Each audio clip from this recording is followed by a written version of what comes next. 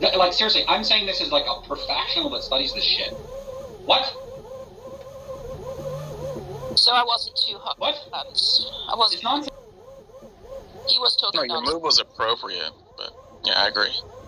Yeah, no, Matt it's fine. It's just he's got to give a definition. He's not. It was meandering and it just free will is free will. I think it's totally fine to say, look, if you're going to come in here and say you have like you can give an account, give an account. Stop beating around the bush.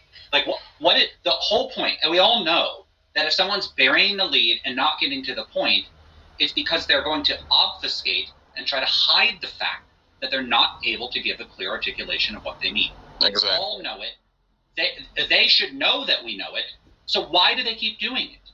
Why do people do this? If I say I know what a dog is, and you go, okay, what is a dog? And I go, well, let me tell you a story about my Uncle Steve. Yeah, and it would be one thing if we were just like entering in a conversation with somebody and maybe they didn't think about it. Like our conversation with Matt, like it's understandable Matt might not be able to define it at the drop of a hat, but came in like just laughing and lamenting and like poking fun at us. Well, I still don't understand free will. And we're like, great, what's free will? And he's like, well, what do you think the scriptures mean? Like, well, dude, like you just came in laughing at us that we don't understand free will. Just fucking shut up and tell us what it is. Yeah, Johnny, if you have a definition of free will, post it in the chat. And then if it's cogent, maybe we'll let you up again. How's that? One of the arguments, I think the argument for evil basically implies that because God is good and everything comes from God, therefore because there's evil, then even though the evil might be indirect, not directly from God, because God gave humans freedom, that still shows that God is not good. Is that the argument? Is that how you guys? So yeah, exactly. It's like if I foreknowledge that the puppy I buy is going to maul a toddler, right? I shouldn't buy the puppy, right? If I was a good person, right? If I didn't want you should. If my goal was not to maul toddlers, right, I shouldn't buy the puppy. Do you agree with that? Because you might say, well, maybe if you maul the toddler, like, the parents will, like, start a foundation and blah-de-blah-de-blah. But, I just think most people would not think I was a good person. Period. Okay, so if that's the argument you go with, and we're doing an internal critique of Christianity, and the Bible says that God is good, would mean that everything that comes from God. I'm going to start you there. That's not what an internal critique doesn't mean. You not uncritically accept every single belief and don't point out the contradictions between them, right? So you're saying if I'm doing internal critique, I have to conclude, well, God is good, so I guess it's all fine. It's not an internal critique. No, what I'm saying is, and let me think about it for a second. Okay, if according to Scripture, God is good, and everything that would come from God is good. So in the complete encapsulation, if that's a word, of the whole human existence coming from God, then ultimately that would be good in and of itself, so there would really be no evil, right, at that point? If you want to argue that because everything God does is good, everything God allows is good, then you could just say there is no evil. You could say that. Yeah, I mean, that seems to be Are you saying there's no evil? Well, hypothetically, if you take that argument, you could say that, and there would be no problem with evil, right? I'm just trying to clarify what you guys are saying here. I wouldn't make that argument. I'm just simply saying if that's what you guys are saying, if you're saying, okay, well, because it comes from God, and the Bible obviously says God is good, then ultimately in its complete encapsulation, the whole existence of human beings on earth and everything that went on ultimately still be good, right? Matt, there's some problems with that. One of them, I think the most important, is you give up good. if that's the case, then good is completely Correct. I vacuous. agree. Then good doesn't mean anything. It could be good to torture and enjoy the torture of babies. Well, no, no. if we would give up good, we'd give up evil, then everything would just not have any Well, moral distinction. yeah. Right? If you want to say everything's good because it emanates from God, yeah. I mean, we just don't put it anymore. It just lost its meaning. It just means God. You might as well say everything's God. Yeah. Everything's good. Okay, so it Okay. seems like to me, based on your answer here, you guys are implicitly admitting that evil, if good exists, then that would imply that there's the potential for evil as well, right? know how you got that from what I said. You're saying that you can make the argument that because God is good, then everything that happens is good, right? And there's no evil anyway, because how could there be evil? Yeah, if God is good. there would be no evil technically, but you're saying, well, I'm not saying being anything. good. No, I don't think that's the case. I don't see why in the hypothetical world where everything is good, there is no evil. Like there couldn't be some philosopher that philosophizes, hey, you know, if this thing called suffering existed, that would be evil.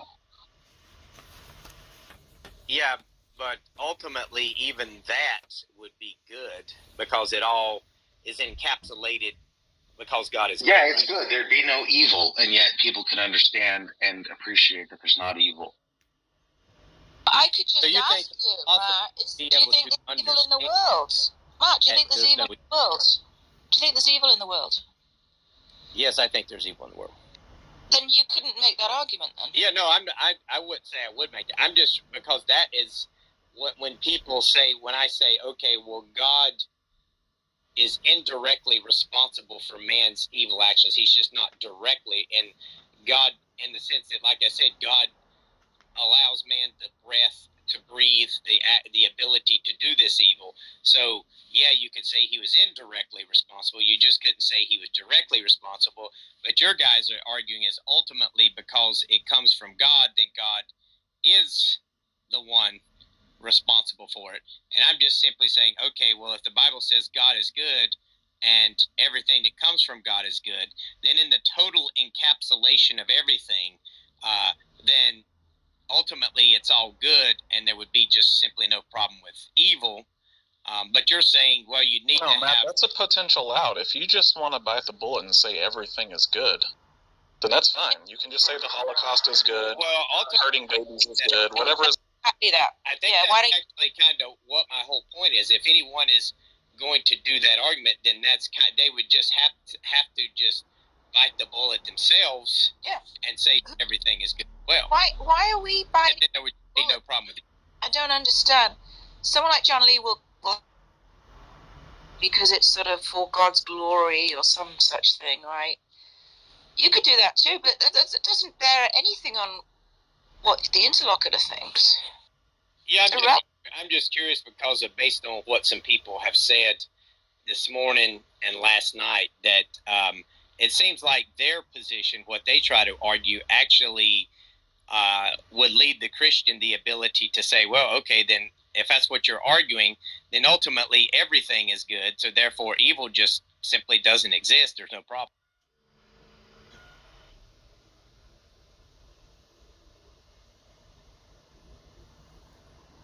I'm just trying to think of all the possible ways Tom could come at me in the debate and trying to think how I would respond. I really admire and I'm entertained by your seriousness to this. I think you're really trying to figure out all the arguments. I think it's awesome. You're not just gonna, what's the word? Coast it? No. What's the word when you don't study for the test and you just Wing it. Wing it. Wing it. By the seat of his pants. Play it by ear. You're not just winging it, and I applaud that as someone who studies for test.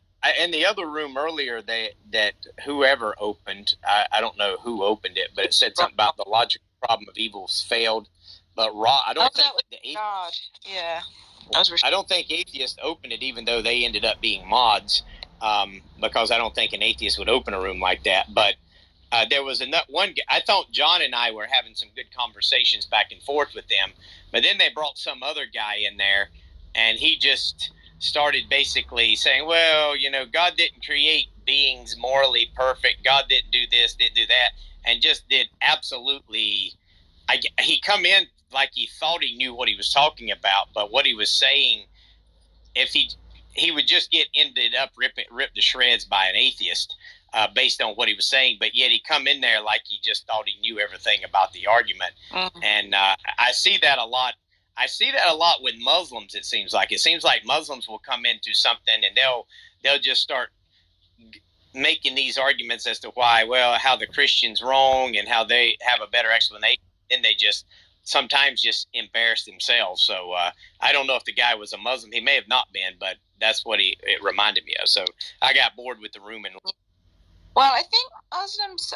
I've heard some Muslims give an argument that God doesn't see the future, and if God can't see the future, and people have free will, I think that's actually a better defense of God, because then He could say He really did intend for people to do the good, right? But you can't. That God gets surprised and. Yeah, I think some of them would say that. Yeah. Yeah, at that point, you would just have to say, okay, is this God worthy of worship or not? Yeah, that's another problem. Yeah, but I mean, every time, like, for example, like, a Calvinist might get out of the problem of omnibenevolent, but that just causes another problem for them, because it's like, well, why are you worshipping a God that's not omnibenevolent? Yeah, I think Matt Slick's a Calvinist. I know, and I don't know. He wasn't actually making that argument. He was not really. God is just good, and interestingly enough, we didn't actually get to the problem of evil. Like, our entire interchange was about trying to on the terms. Because he started off by saying, I just said, what did I say? I said omnibenevolence, omniscience, and omnipotence. And he was like, why do atheists keep strawmanning God? But then it turned out he did think God was omnipotent and omniscient. And he was just dancing around what omnibenevolence meant. And then he had to, like, take a call from his wife and finish his shopping and so on. And so that was kind of the end of it. But I said... he said good emanates from God's nature, I think. So I asked him if God was analytically identical to good, and then he said, you don't want to go there with me, which was kind of a weird response. Well, if you had asked me that question, I wouldn't even have had any idea what you just said. I didn't know until a month or so ago. Yeah, apparently, he did, but to respond like you don't want to go there with me, that just aggravates. Because if there was somewhere that I thought an atheist didn't really want to go with me because I thought I had him, I would be more than happy to let them go there. Because right, that's kind of dishonest, isn't it, Matt? Yeah, so I wouldn't say you don't want to go there with me. Good. I would let them go there. I would be happy to do that. So I thought that was kind of weird too, and I don't know. I mean, I think he's got a lot of knowledge, but I think in discussions like this, I just haven't found him to be very fruitful, because it seems like he goes into just such long explanations and using big words and confusing language, and I just don't ever really gain a lot about when he's in conversations like this.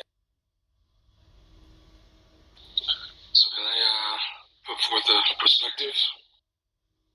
Sure, if it's relevant to the problem of evil. So I don't think that there is a so good and evil are terms of perspective. So what really exists are causes. You know that the problem of evil defines evil in a specific way for the argument to work, right? So hold on, let me finish what I'm saying. So what there is there are actions, consequences, and perspective. That's what actually exists. Now, based on where your current state of consciousness is, your point of consciousness, your perspective. You decide whether you feel like what's happening or what you're experiencing is beneficial or not beneficial to you. And that's where we get our idea of what's good or bad, pretty much. Okay, I didn't ask you. Oh, look, somebody else who doesn't understand the problem of evil. Hold on. Like, hold on. No, I'm not going to hold on. Just real Hold on, quick. hold on. I'm not going to hold on. Look, do you understand what the problem of evil is? Yeah, can you just give the argument if you understand it? If not, we can render. There's no problem of evil. Okay, Good so you defines don't evil understand and vice versa. What is the argument? What is the logical argument from evil? Do you know it? I don't know what your argument is. No, I don't. Well, So when I asked you if your Dude, you had 3,000 years to look it up before you came in here and told us, oh, look, you guys just don't understand what evil means. You fucking idiot. I'm not. First of all, I'm not saying that. And why are you name calling? You did. When I asked you if your comment was relevant, when I asked you if it was relevant to the problem of evil, you don't even know what the argument is. So I don't understand why you thought your comment was relevant. We're discussing a logical argument. It's actually Mackey's argument. And it's saying that if God has these properties, omniscience, omnibenevolence, and omnipotence, they contradict each other.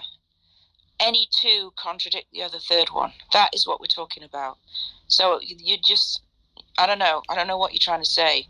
Are you a theist? No. This is just a typical, he heard the word, the problem of evil, and thought, oh, well, I think of evil as something else, therefore the argument is without ever, stop. Take a breath. Without ever looking up the argument. Just came in here like fucking ignorant.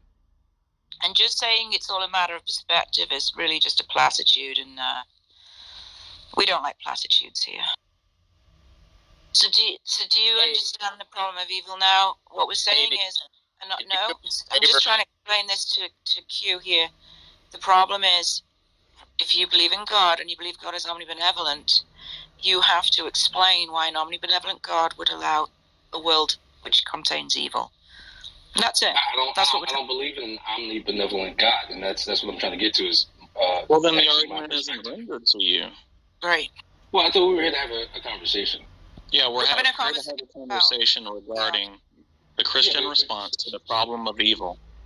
Right, so you're putting forth one perspective and asking for an answer on that perspective. Well, do you understand that the argument doesn't apply to you? It doesn't apply to what I want to say.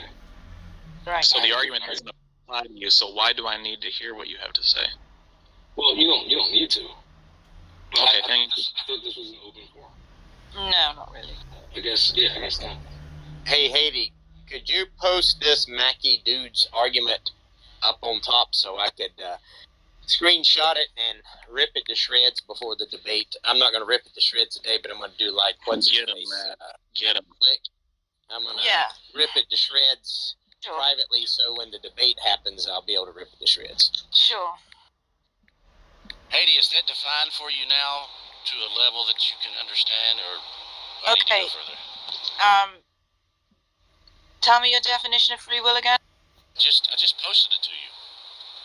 Like, before this conversation starts, I'm going to warn you, Johnny, I don't want any atheists I've talked to, conversations I've had with atheists. Well, they're all the same, but anyway, go ahead.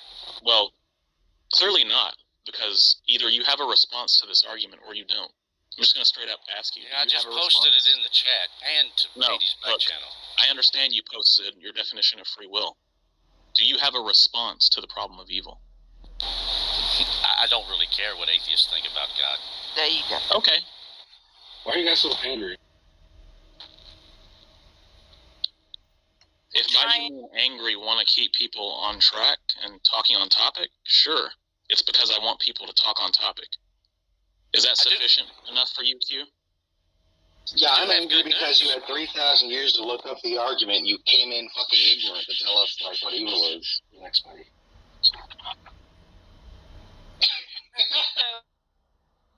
Johnny, so you came in here, if you recall, saying atheists don't understand free will, right? Remember saying that? Yeah, I would like to test that. Do you understand what I just posted to you, Haiti? Yeah, you said free will. You understand it, right? I'm still talking. Free will is the ability to do what you will, right? Wow, isn't that amazing? What do you think atheists don't understand that definition? Is that what you think? No.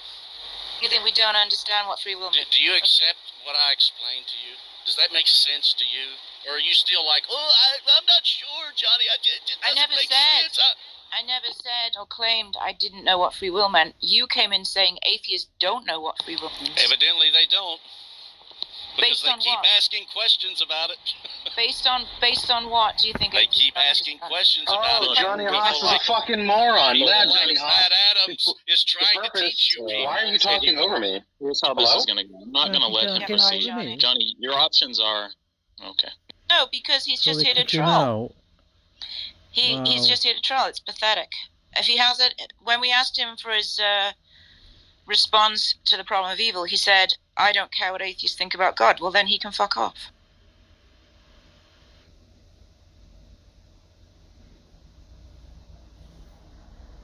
He had a whole room to refute the argument, and all he did was scream at atheists that they hated God, or they were judging God, or they thought they were better than God. And Well, yeah, they'll they do find out think on that. Judgment Day when they go to hell. Lol. That's his brilliant refutation to the argument. Allow the record to reflect. We did feel like we refuted the argument. Oh, did you? Matt Adams, what I was going to ask him is if he could render the argument. Do you think he could, Matt Adams? I get it for him. Hang on. I couldn't even render the Epicurus argument specifically, so I don't know if Johnny could or not. Me and him don't really study philosophy, but I think he could render it enough that you guys would agree with it. I'm doubtful. Like, he would probably say that, all good, powerful God exists, evil exists, and that's what would be the apparent supposed contradiction. The I problem actually is the think it would be assumption some weird that God is all good. platitude about somebody judging the actions of God. That's what I think he would say. Well, he might do that as well. I don't think that would necessarily be wrong. So you guys are only dealing with the idea that God, whether God is all good or not. Yeah, the god of philosophy, the god with all great-making properties, the only one that's really worth talking about. We're not talking about, like, a super buff bodybuilder or some anthropomorphic immortal or aliens. We're talking about God. Yeah. Well, that's an idea of God. That's one idea. Yeah. That's and the typical argument Christian pressing- conception of God. That's the typical theistic conception of God. Okay, so Matt, do you want to hear Mackie's argument? Matt? Yeah, I actually just clicked on the link and I was looking for the simple. It's about a third of the way down. Here it is. God is omnipotent. God is wholly good, yet evil exists. There seems to be some contradiction between these three propositions, so that any two of them were true, the third would be false. But at the same time, all three are essential parts of most theological positions. The theologian, it seems, consistently adhere to all three. So the idea is that God could be wholly good, but not omnipotent. So he knows evil is happening. He doesn't want it to happen, but he can't stop it, right?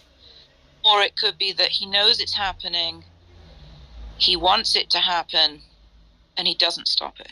Something like that, right? You see, it's like three things that can't all be true at once. That's the argument.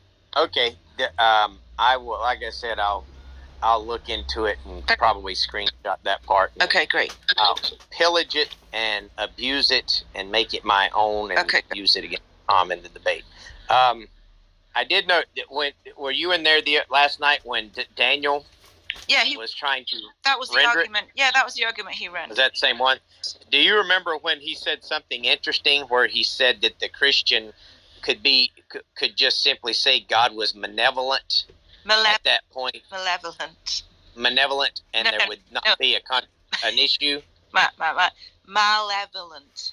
Malevolent. You know, mal means bad, right? Malevolent, yes. Malevolent. Yeah. Malevolent. Yeah, no, but the thing is, I think the thing is, you could just say God is not either wholly good or wholly evil, right? He could just be something in between, right? And the argument would still go through. It doesn't entail that he's wholly malevolent. He could just be, you know, what is it? Lawfully neutral or what, something like that. I don't know. He could be something. He could just be indifferent. That's what I was trying to put forward. Well, as an atheist, I mean, what you're just saying that you think if God existed, he would be somewhat neutral. He has to be. He absolutely has to be. Well, okay, but that's not what then the Christian God doesn't exist, because the claim of the Christian God is not that he's neutral; it's that he is wholly good. So I wouldn't say he doesn't exist. I say they have a misunderstanding of his nature or its nature. Well, yeah, I mean, you could say that, but it would contradict theology. It would contradict. I mean, yeah, you could just say. And that's what I'm saying. But all you're saying, all you're saying is a being with like less than all the great making properties might exist. Then yeah, sure, but like, what's the point?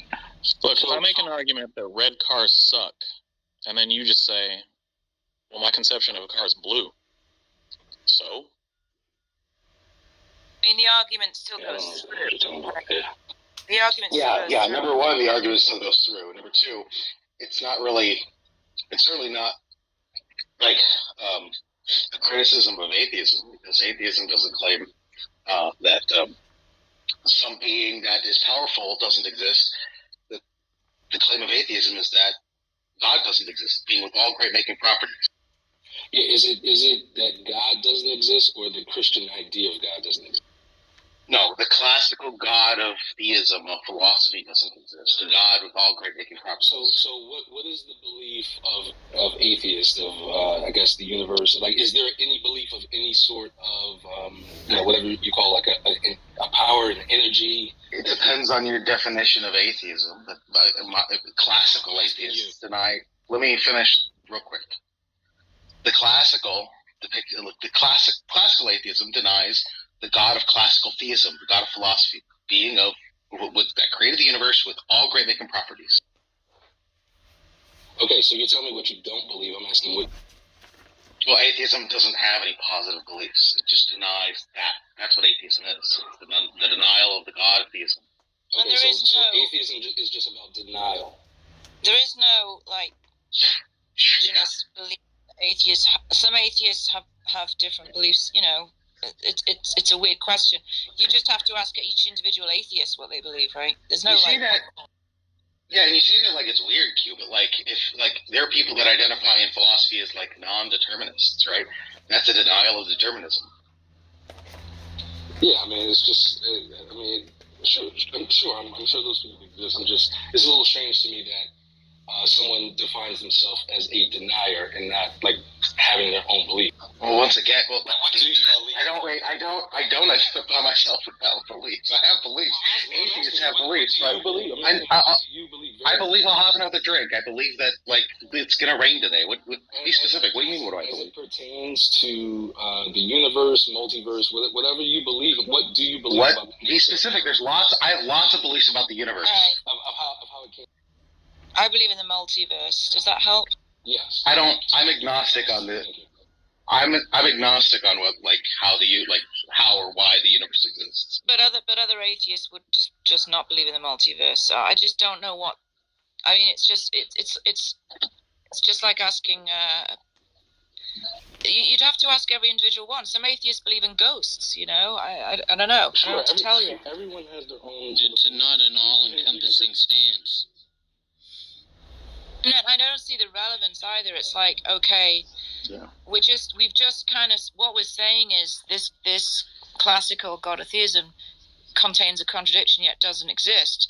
And I don't know why your response is, well, what do you believe? Like, what does that matter? So my belief is that the truth probably lies somewhere in the middle between what the classic God is and what Why do you think that? Wait, and Well, how could it possibly be something in the middle? Atheists just deny that the God of classical theism exists. There can't be a middle. I think he's saying Superman exists. No, what I'm saying is Yeah. it's just a misunderstanding. It's not that it doesn't exist. It's just a misunderstanding on both sides. But it doesn't One- exist, right? If a being different than the God of classical theism exists, it doesn't exist, but he's different. Yeah, but- That being doesn't exist. Okay, but you have to understand that. Okay, so if you say, right, if someone were to say does Q exist, right? But you know me as as a philanthropist and just a good-natured person, quote unquote, right? From your perspective. However, someone else says, hey, I know Q to be a fucking monster. He's a serial killer. He's mean, blah, blah, blah, blah. Do I not exist at all, or do people just have different interpretations of my existence? Q refers to somebody that could or couldn't be a murderer or a good person, right? God doesn't refer to something that either can be omniscient or can't be omniscient. God, by definition, is omniscient. Well, but I'm just asking. I'm asking you to answer that question. Do I not exist at all? Yeah. Superman. Yeah, a Superman. Existence. Yeah. No. Straightforwardly, Wait, before you cut me off. Oh, Do I thought I was exist at all, or do people have different interpretations of my? What does that matter? I already answered that. It matters a great deal. Why I don't already you just say? answered that. Why don't you just say what you believe, Q? Because you're just asking all these Well, I questions, tried and you to. probably. Well, okay. So you believe exactly in what? What are your beliefs? So I believe that there is a being, if you will, a consciousness, whatever you want to call it, that the entire universe was essentially, if you want to say, created from. But it has to encompass good and evil. One cannot exist without the other because it would go back into zero. It would go back into non-existence. So why do you think? By what they are not. Why do you think this being exists? It has to. So personally, I mean, I can give you my personal account, but I know that's. No, I want to know the best reason for anyone to believe in it. Do you have an argument other than? Right? You have not made any reason to believe that a being like that exists by just saying I don't know how X happened, ergo Y. Yes, just got to the gap. So again, you're good at saying what you don't believe, yet you have no beliefs. Well, that's a straw man. That's weird. I told you up and down that I have all kinds of beliefs. I just wanted you to be specific about what beliefs you're talking about. I gave you some beliefs, right? I believe it'll rain later today. I believe that, Ant-Man is a bad movie. Whatever. Pertaining to the topic, what about the universe? I believe the universe is very, very big. What else do you want to know? Bad movie. Get out of here. Get him out of here. And that was hilarious. Yeah, it's fine. Yeah, Ant-Man's fine. I just spat that out for no reason. I think The Matrix is a bad movie. Hot take. Ooh. We can argue about that. Yeah, you'd lose. Your face would lose. Sounds reductionistic.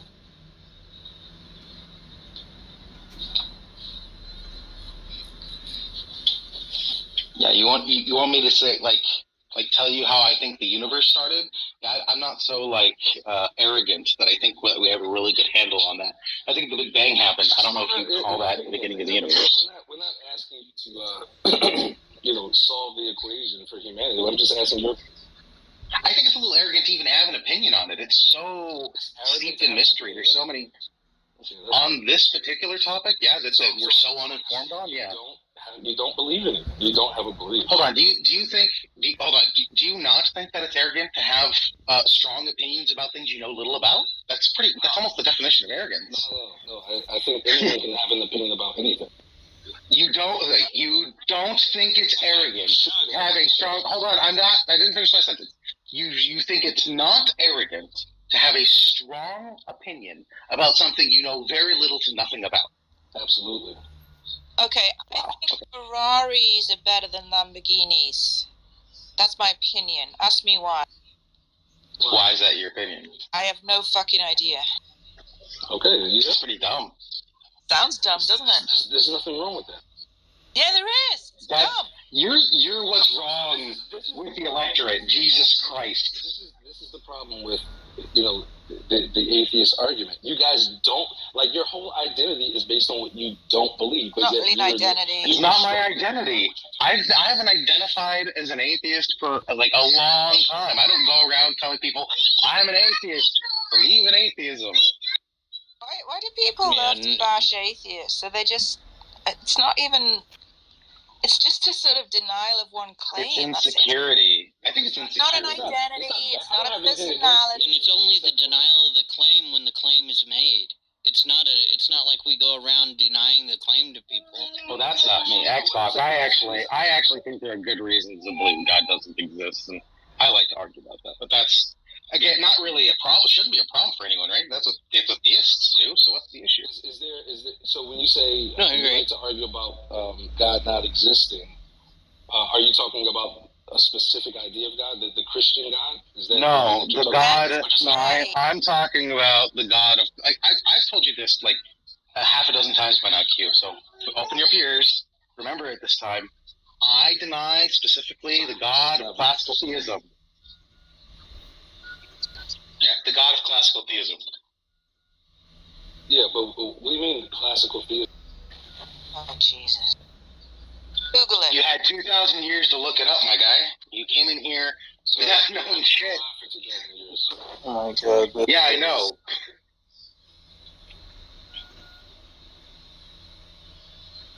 The God of classical theism is basically a being with all great-making properties, the creator of the universe, who's omniscient, is the three omnians, right? A being of which no greater can be conceived of.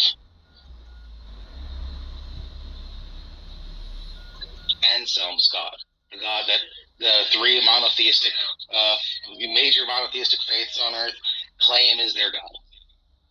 I mean, doesn't that make sense as a concept of God, Q? Because if you're not the most powerful being in the universe, then there's somebody, something, some entity that's more powerful than you, and then that would be the God, right? Yeah, so listen, I agree, but my stance again is that when you talk about, but here's my problem. I'll tell you my problem with the classical God or the Christian God. So this idea of like being all encompassing, all knowing, like there's this idea that everything, like God is everything, right? Yeah. Except evil. Oh, That okay. makes no sense. That makes no sense. So How if can God is you everything. be God is maximally everything. good? How can you So be you think God is maximally good? omni-evil as How well? can you be maximally good and maximally evil at the same time? How is that not a contradiction? It's not, because one needs the other to even exist. Well, There is hold no on. good without evil, because good cannot be defined without evil, and vice Yeah, versa. but here's the problem. I don't know what you think maximally good or maximally evil is, but I'd imagine that it's somebody who's good at the maximum amount of the time at a maximum degree. And if you're doing something that's good to the maximum degree, that thing is absolutely, okay, buddy, that thing is absolutely contradictory to doing anything evil. So you can't be maximally good and maximally evil. They blatantly and flatly contradict each other. I understand what you're saying, but what I'm putting forward is that's a misunderstanding. So, like, just like the idea that God is like perfect, right? Which God is perfect, but the understanding of perfect is the problem. Perfect. Whoa, then he has to be imperfect. Wait. Perfect is not being 100% of anything. Perfect is balance. That's what perfection actually is, and that's where the whole misunderstanding comes into play. What's imperfect? Being out of balance. Right, so you just said that God has to be everything, right? So if there's something exists, he must be both to the maximal degrees.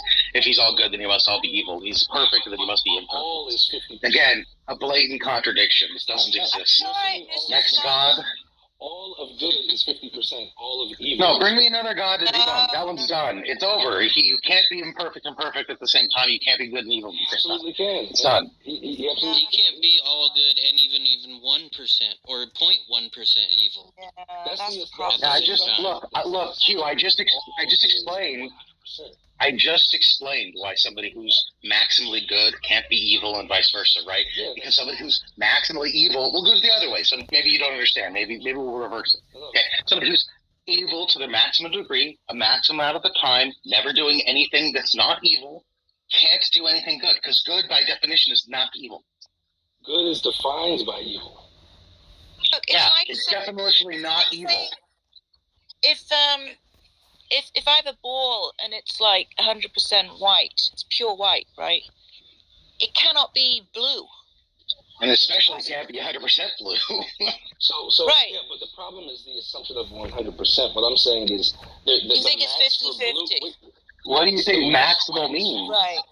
Okay, so it's Yeah, but 50-50. It's not. Yes. Listen, if it's 50% good and 50% bad, then it doesn't have maximal properties of either good or bad. So it's not God, because there could be something else that comes along that's maximally good, right? That's impossible. Or maximally bad. Do you know why that's impossible? Because good, there is no such thing as good without evil. It literally What's the cannot odds of saying that? It's defined by it, like both of them are defined by each other. It's the union. You keep saying that, but what's the argument for that I you can- can't have good without evil? Yeah, real quick, I just want to say that because it seems conceptual, right? Because I can imagine a world where no suffering exists, where people only choose to do good things, and there could be philosophers in that world that can conceive of evil and tell people how awful it would be if the world had evil in it, right? That's a totally good world with no evil, but evil is still conceptual. You can't have evil without good, or with good. No. You're But just what saying did you yin and say? yang, aren't you? Some sort of Eastern it's thing, yin and yang. whatever. Yeah, well, I think, okay, so can you not conceive of an entity that's pure evil? You think that's impossible too? So let's say there is an entity of pure evil, right? Mm-hmm. The only way that entity could be pure evil is that good exists somewhere. So what? The entity is still pure evil, right? Yeah, but when you're talking about an all-encompassing entity, like quote unquote God, then it has to be both. Wait, I think I I explained pretty well why you can like have good without evil and vice versa. But let's pretend like I never said that. I did. But let's pretend like I never said that. You said something. I did. No, I got it. You disagree. I'm gonna finish my sentence now. Thank you, Q. Now, what's the argument against it? What's the argument that says? I mean, you've stated that you can't have good without evil, or vice versa. What's the argument? The argument is that in order to have definition, so things are defined by what they're not. That's gives not them true. definition. That's not true. In order to be but before Chair. this, Is it not a table? I mean, before we Yes. even get into like an argument for the claim, let's just ask what the claim even means. What does it mean to say that there can't be good without evil? What does that mean? it means that anything that exists because of what it is not. I don't know what does that mean? So It exists because of what it is not? absolutely, that's what gives it definition. That's what gives it definition out of the void.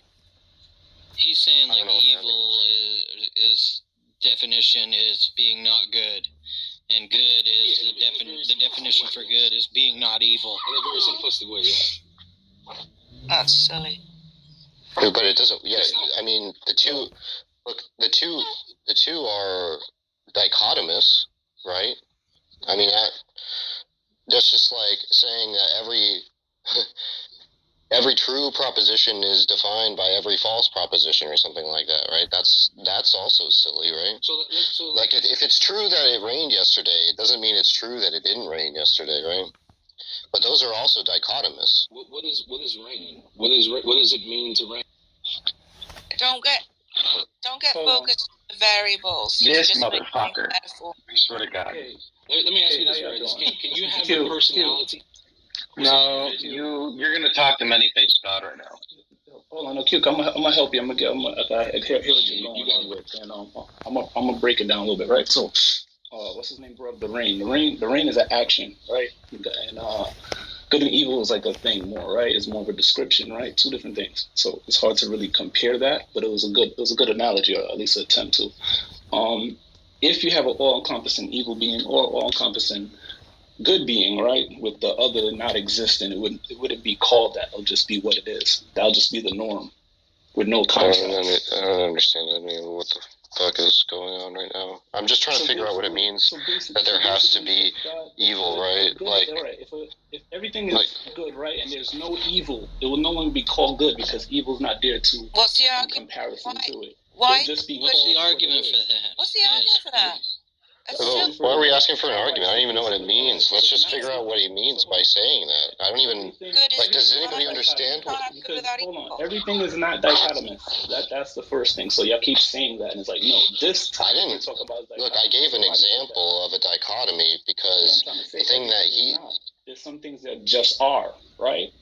Well, I don't know. When you say that, I don't know. Are you saying that there are? Look, the reason I said it's a dichotomy is because for every predicate that's true of that thing, like say that thing is an X, it follows that there's a negative predicate that's also true of that thing. That thing is not X, right? That's why I said that. So you can say that with everything. You could say not. You could say the negation of it, but that doesn't necessarily mean the opposition of it. Does that make sense? So, for instance, no, nothing you're saying makes any sense. Okay, well, nothing either of you fucking people are saying makes any sense. Yeah, so like I said, if there's good and evil, evil's not necessarily the negation or the removal of good. It's just the opposition, which you just mentioned is just the negation of something. Like you said, if it rained, it didn't rain. You're taking away the same exact thing. I don't know what Q hasn't even defined what he meant by good yet, right? That's what many-faced God is asking for. So how do you define good? Yeah, that's my whole point. Good is like you good have one of to those have things that some type of conception of what the anti is. Like there has to be. No, you don't. No, you don't. All right. So in a world, so in a world without evil, how would you describe good? Would you say it's good, or you would say it's something? I would say. So shoes don't exist unless there's anti-shoes. Let's answer one question at a time. Like Haiti was about to answer. So if there's a I would say good is what ought to be done. Good is what ought to be. If there's no such thing as not doing good, then you would just be doing. No. What would be ought to be done? That would be so subjective. How would somebody know what ought to be done? But now you're changing the subject. You're changing the subject. Well, you're asking an epistemic question. You're asking an epistemic question. You're asking how someone would know, but it's not. I'm not asking epistemic. Well, then why did you use the words? How do you know? If you're not asking an epistemic question, then why are you asking the words? How do you know this or that? She asked a question, right? And I asked her a question in return.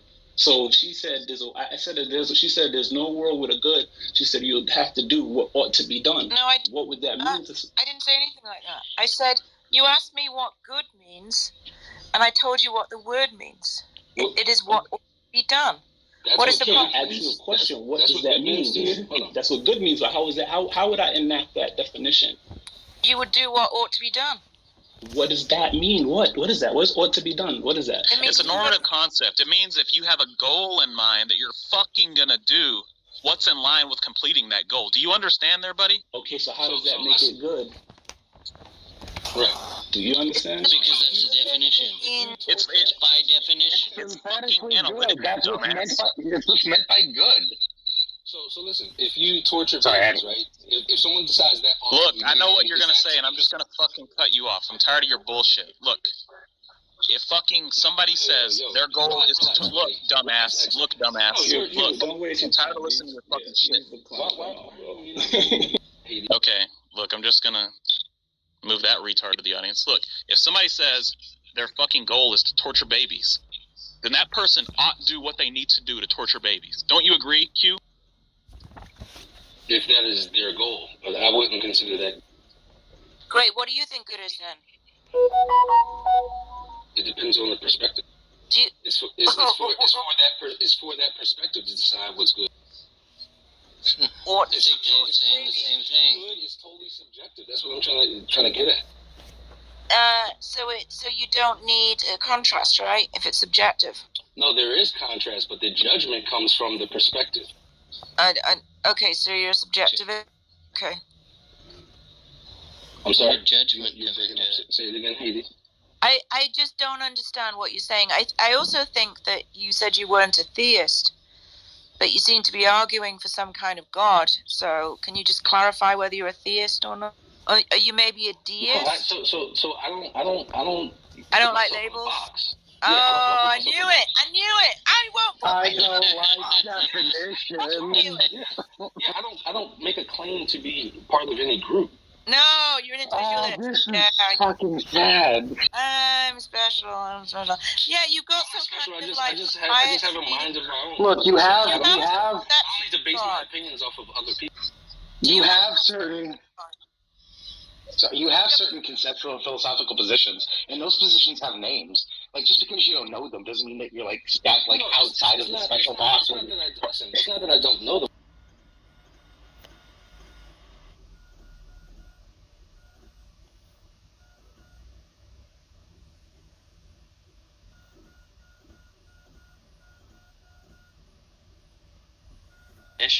As in, what is good for the tree is good for the human, is good for the non-living thing, is good for the atom. We're not claiming that we have that definition. When did we make that claim about the word? So yeah, you don't believe in objective morality, then? No, man. That's exactly what I'm saying. That's interesting, Himothy. They don't have. Well, one second, Himothy. That's interesting. I know you know better than that, Himothy. So when we talk about objective morality, right? What we're talking about is not a morality that applies both to tree and car and human. What we're talking about is for the human, there is a morality defined for them by the Creator, which is not subject to their personal feelings. That's the meaning that we're applying. Not the meaning of the term, and maybe this is just the wrong use of words. If the words objective morality means a universal standard that must be applied to all existing things, then we shouldn't use that term anymore. But the goal here is not to focus on the words, right? The goal here is to come to an understanding. In the same way, yeah, it's like it's so inane. If this is the level of discourse we're going to have, that I have to explain to you how morality pertains to sentience or agents capable of deliberation. If that's the level, if we're not even going to be getting past that, we can't have any discussion about the problem. What's your name is that? Listen, you can't adequately categorize behaviors if you're not even sure what behavior means. Like, you know what I mean? It's just silly. Like, if we agree that, of course, when we talk about right and wrong,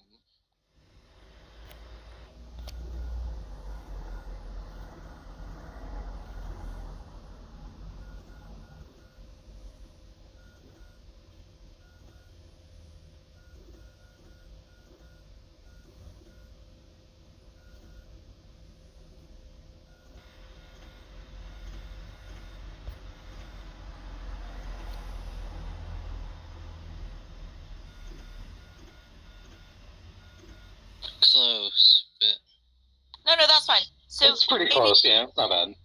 So okay, so what you're saying is you have this sort of concept of God. What was considered classic. No, look, my question is, why the fuck are you telling me this? We're having a discussion, Delano. Why the fuck are you so angry? Look, here, dummy. Do you see that fucking white guy with the bald head and the drawn picture down there named Johnny? Look at your phone, then. No. Look at your phone, dumbass. Just send him down.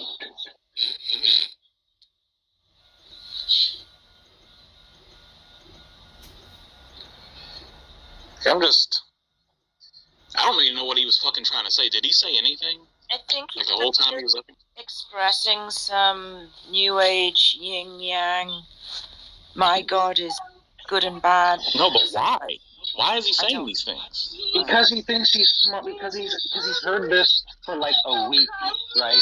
and he doesn't understand what the problem of evil is, and he hears something called problem of evil, thinks he understands it, comes into the room to talk about how, we don't understand what evil really is, when, he just hasn't, looked up a 3,000-year-old argument, and is fucking so arrogant, he thinks he understands it, without, ever doing, just looking it up on Wikipedia. Well, look, I mean, he could have said, I'm a deist. I think he's a deist, right? He's got some sort of idea of a creator of the universe, but he doesn't really know what that involves, or he doesn't follow any religious, tradition. He could have just said that.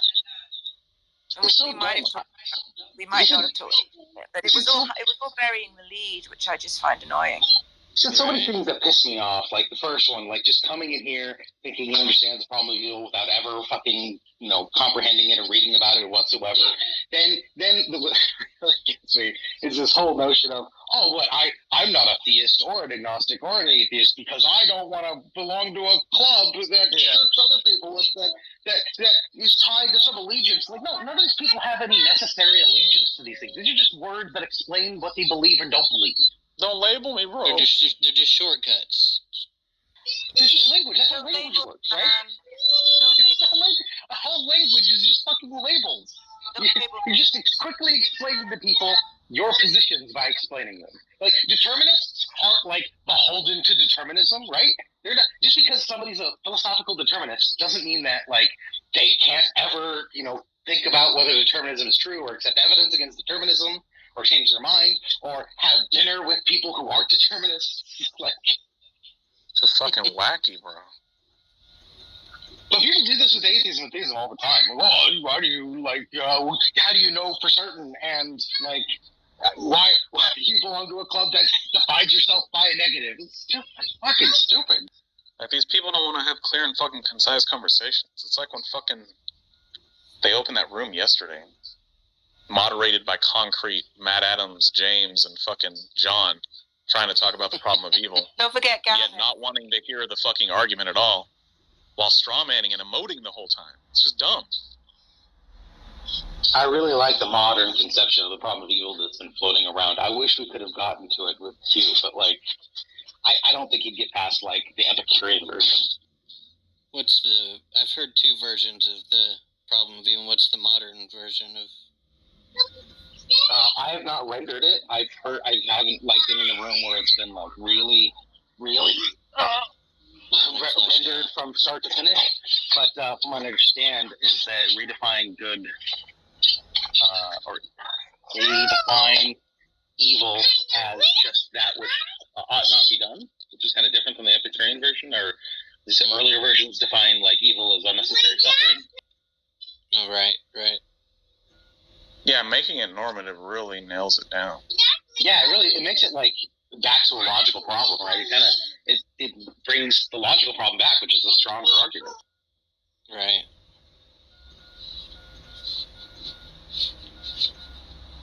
The suffering thing is a lot weaker, right? It's an evidential problem. Yeah, I don't prefer I always had issues with it.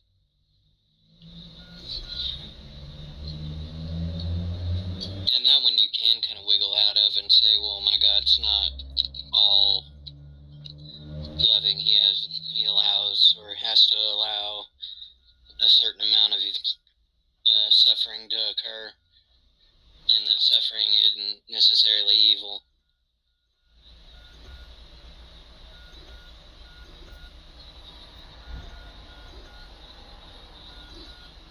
But then when you have to jump to gratuitous suffering and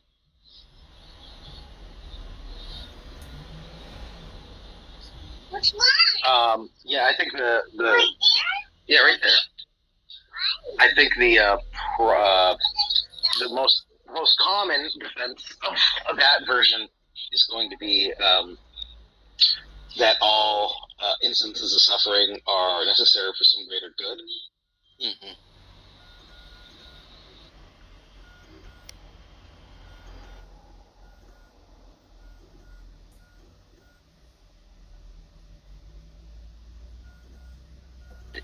Therefore, God can render one thing today and one thing another thing tomorrow. Yeah. The meaning of arbitrary here, I've had maybe this conversation with you or someone else, the meaning of arbitrary here, it comes off as a negative. Do you know what arbitrary means? Simply put, I know. We're going to get into that. A better way. Let me explain to you better. From your perspective, so from your point of view, it's contingent upon an arbitrator, right? So you could tell me that there's reasons, and I actually am wholly uninterested in what you believe the reasons are. Sure. But you agree that there is an arbitrator, and Absolutely. when we have these categories of good and bad, what commits one to either category is whether or not they have been selected by this arbitrator. Yes, absolutely. Right? Yeah. So okay, God that's what we mean. That's what is meant by arbitrator. That's fine then. All right. So then, what is the objection I'm asking? Right? Yeah, but I'm saying there isn't an objection. Like, I'm not a Muslim, right? And I'm not saying this means God doesn't exist. Okay, what I'm saying to you is that this means that there's no such thing as an objective standard. For instance, there's some feature of reality that means there's some feature of reality that corresponds with a thought not trait, right? Does that make sense? Exactly. Himothy, we just don't believe. How are you using your word objective? That's what you need to substantiate. What objective that's the part big. That's the part big that we identified from before. So if the meaning of objective is that God is determining it and not humans, then that's what we mean by it. Yeah, I don't see why that would be. If the meaning is that it's something fixed and unchanging as part of reality that no one, not even God, listen, it's independent upon an listen. It's independent of an attitude towards it. Does that make sense? That's subjectivism, dude. That attitude would. Sorry, go on, Jeff. I just want to say, no, subjectivism. That's relativism. Not objective and morality. Subjective. Okay.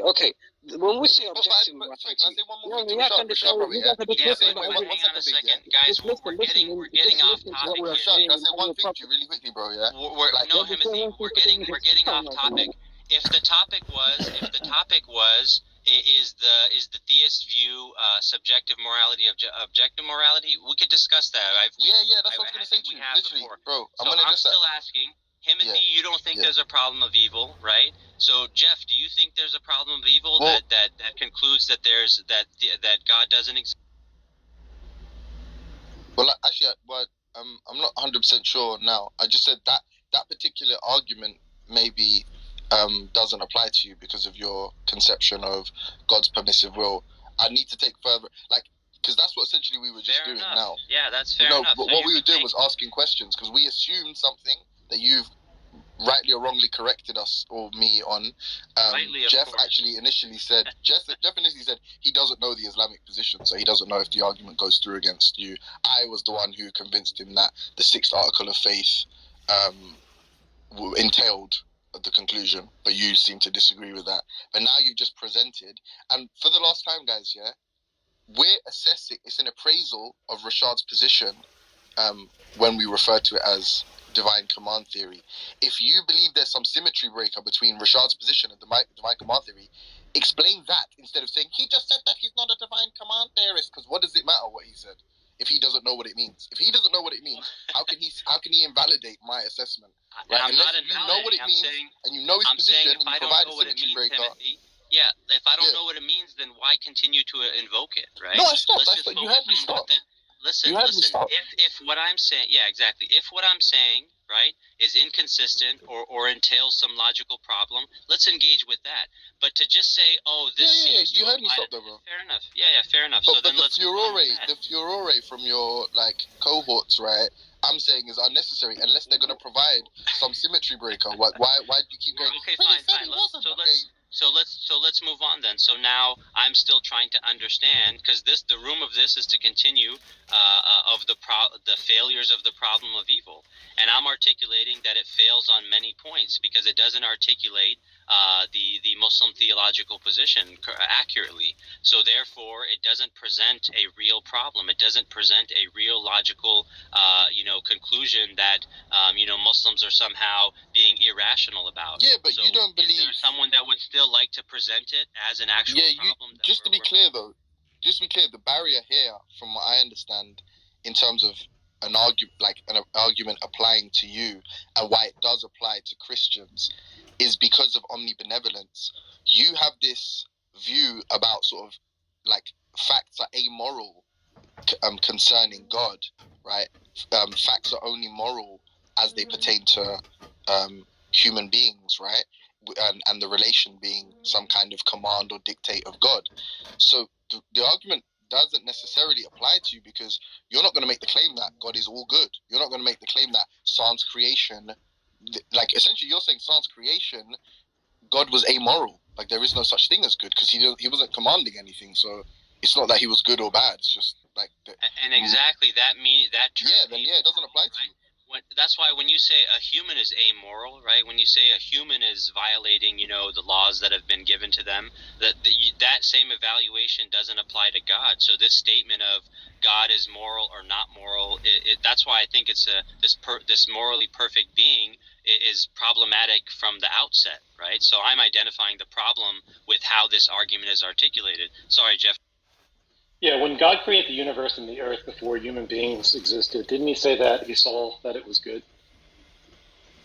Yeah, we don't have that concept. I think you're referring to like biblical scripture. I'm unaware of that in the Islamic paradigm. Gotcha. Yeah, I think DCT is the most reasonable form of theism, and I think most Muslims are not DCTs, but they're way more likely to be of DCT than a Christian is. But you can't just say that you're not a DCT and then also say you don't know what DCT is. Like, what if I told you that you're left-handed? That's fair enough. Hand for everything. You're right. And yeah, so to be fair, Jeff, what I'm trying to say is I'm not going to say yes to DCT because there might be more entailments to DCT that I'm unaware of. If I just say God commanded that, we do the right and don't do the wrong, if that's the only thing DCT means, then I don't have an objection to that. But I think there's more to it. So there's a reason why I'm sort of hesitant to just say, sure, throw me in the DCT group, because then you're going to go on and explain things that I don't know about DCT, and then I'll say, wait a minute, maybe I don't conform to that. So it's okay to, like, a lot of these positions are going to have some more nuance, right? Like, it's not just going to be one or the other. It's really easy to determine if you're DCT. Just go back to Euthyphro dilemma. It's taking the second horn. The first horn is going to be that God does things that are good because he's appealing to some value outside of him. And the second horn is just going to be good is what God says is good. That's all you need to know if you're DCT or not. Yeah, that I see. At least when I go back to Euthyphro's dilemma, from what I'm aware of, it's a false dilemma. It's creating something that's not our view of God at all. So it's creating a false dichotomy or a false dilemma, and I don't need to ascribe to one or the other. But I can't rehash all this stuff again. Yeah, right. Well, it's not rocket science. If he says the Euthyphro is a false dilemma, he doesn't subscribe to DCT. It's not that difficult. But he literally, and every other time I've explained it without the Euthyphro, because clearly the Euthyphro invokes some feeling of like reluctance or reticence. Every time I've explained, and actually I've afforded him the space to explain. He literally said, "We only believe good exists in the context of God giving decrees. So things are only good because they conform to God's decrees." That is to say, if we ask the question why, right, or not even why actually, that's extraneous. If we ask the question, how do you know those things to be good? He's going to say, because God decreed them. I don't know. Wallahi, I don't know. That's literally divine command. That's what we're doing. You're looking for a symmetry break or something. Just one second. Well, I'm tired of this guy. We give you a very, for instance, let me give you an example. I literally haven't addressed one thing to you the whole time. Just listen. You shouldn't have to be tired of me. You shouldn't have to listen. Just listen. Allah said in the Quran that alcohol is haram. Alcohol is bad for you. We said this is bad for us. Why? Because Allah says so. Allah has created mountains, and He has decreed for mountains to exist. You will never find a Muslim saying that mountains mountains are morally good. What are you trying to, just because something is in Lawh al-Mahfuz and it has been decreed by God, that doesn't necessitate that it's good. It depends on why has that thing been decreed. What is that thing? What's the essence? What is that creation? Sorry, just to be clear, your God gives decrees to mountains. Yeah. So one second, Timothy. I want to make sure this is understood. What Big said, Timothy Timothy, what Big said is an important point, and this is sometimes just the limitation and what we're familiar with in terms of the language. The term decree here, in English, we happen to use the same term, but there are different types of this word used in the Islamic paradigm. Like I said, irada and mashia and these other, and even the shara, what Allah, decrees for humans. So the decree of God about specifically the mountains is something. That term, even in the translations, will be decree. If you think that means that a mountain needs to, follow some moral precept or otherwise, that's a problem or a limit to how you're understanding the word decree. So when you go to Qada and Qadr, and if you read more about that, you'll understand that, God in everything decreed with precision, right? These are verses from the Quran as well. So, I don't think that's what Timothy was saying. I think what he was just trying to point out. So 1 second, Curtis. So I want to hear from Timothy because he just laughed at the idea that God decrees for mountains. Isn't that what you were laughing at? Yeah, I mean, if there's some language barrier and I offended you, Curtis, then I apologize. Well, I think the conversation got a little bit derailed because the conversation got a little bit derailed because we were talking about the problem of evil in relation to a concept of God that ties in omnibenevolence into one of his essential characteristics, right? But Big brought in the idea of mountains being somewhat dependent on God's decree, which for a theist is not going to be controversial, right? Because all one has to really say is that if God is a creator of something, right, then there's a causal connection between God's power and the appearance and or the instantiation of some set of objects, and one of those set of objects might be a mountain. But that seems to be peripheral to the central conversation, right? It seems like we're kind of going on a tangent.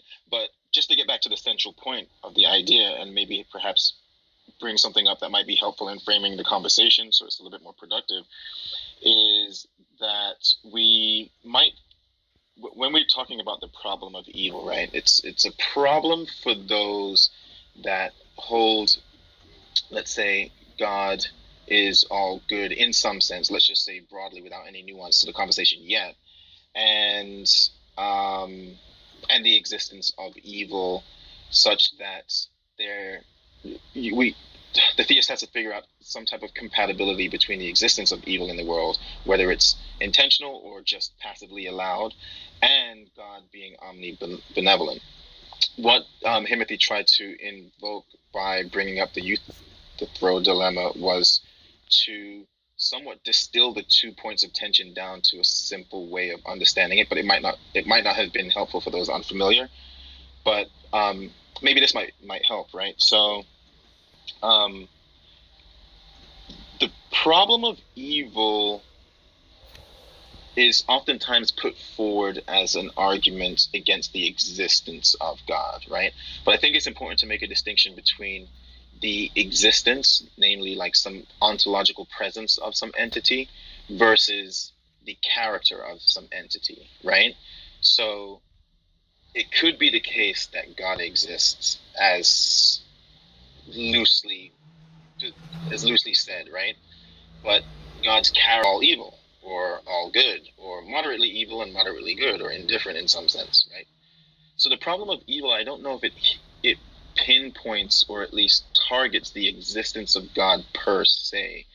Rather, it seems to target a tension between the character of what might be considered God in someone's conception and evil and how and why it exists. But Curtis, the classical rendition, well, I don't want to say classical, but the rendition of Aaron's questions are the ones in which there is some contradiction, right, or some conjunction of two mutually exclusive propositions pertaining to God. That's what people would say vitiates the existence of God or something. That's because obviously some arguments would just say it's inconsistent. Some arguments would say therefore you're equivocating on the term good, or equivocating on the term all good.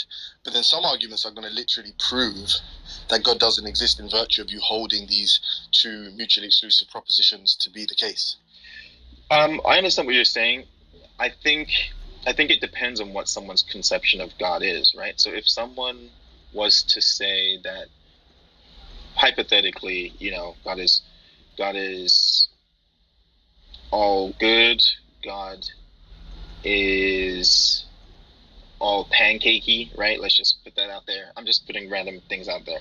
And then the third attribute might be God is, maximally tall, right? Someone might dispute one attribute, namely like his all goodness, without undermining the other two characteristics. As such, what they're doing is they might say that a particular conception where all three are held is non-existent, or let's just say, is non-existent in the sense that there's one of those characteristics that can't define the character of what we're calling God if the other two are in place. That's different from saying that the entity that holds all three characteristics is non-existent in principle. And I think that's more of a robust argument against the existence of God, whereas the problem of evil seems to be targeting the particular character of God. Because if you were going to say that God is all powerful, God is. But like I said, it's dependent upon renditions. Sure. And the manner in which they're deployed. Like, for instance, I can think of at least one in terms of omniscience, omnipotence, and omnibenevolence. Again, on some, it's going to be itself dependent upon the definitions and the construals of what people hold to be, the definition of good or what is. But like I know for one, I think Rob was how this room began was actually we've all been sort of trading on Rob's time, so to speak, because Rob actually rendered an argument earlier, and that's what this room is in response to. Like, that's an argument. I'm familiar with the argument, but I couldn't render it now off the top of my head. I've sent you it in DM, no problem. Timothy. But it actually came from G, right? G had a room earlier this morning. He's become some version of a theist. He used to be either agnostic or atheist, but he's become some version of a theist. So I actually thought he was playing devil's advocate, but turns out he's some sort of a theist. So he was trying to object to the logical problem that I presented. But I was been mowing the lawn for the last hour and a half, so yeah, it's a huge garden I've got here. But I didn't hear Rashad, and maybe Timothy or somebody else can tell me because he was on the phone. He's back. He was on the phone. What does he understand God? If he doesn't think God is morally perfect, does God, because I heard Timothy saying that he thinks God is amoral. I think theists got to be careful trying to sidestep the problem of evil, because then they're going against some other theological constraint, and that's probably going to be, worse than acknowledging that God is morally perfect, because moral perfection is one of the great making properties. So if you give that up and say, hey, he's not morally perfect, well, now you're talking about a being that is not the greatest conceivable being. And presumably most Muslims and most Christians are going to accept that God is the, maximally great being that one can conceive of. Otherwise, you're talking about something lesser, right? So maybe Rashid could tell me what his view of God is. Is God morally perfect? If he's not, what does he take? Is there any normativity that in respect of God himself? That would be useful to know. Otherwise, yes, the argument won't get off the floor, but he's got to be a bit careful if he's going to try and sidestep premise one. Yeah, thanks, Robin, and I appreciate us circling back here. Even if he sidesteps, how will you be able to know which theological tenet he's breaking? Because you don't know Aqidah. Can we respect the mod here, please? Every time Rashad gets answered a question.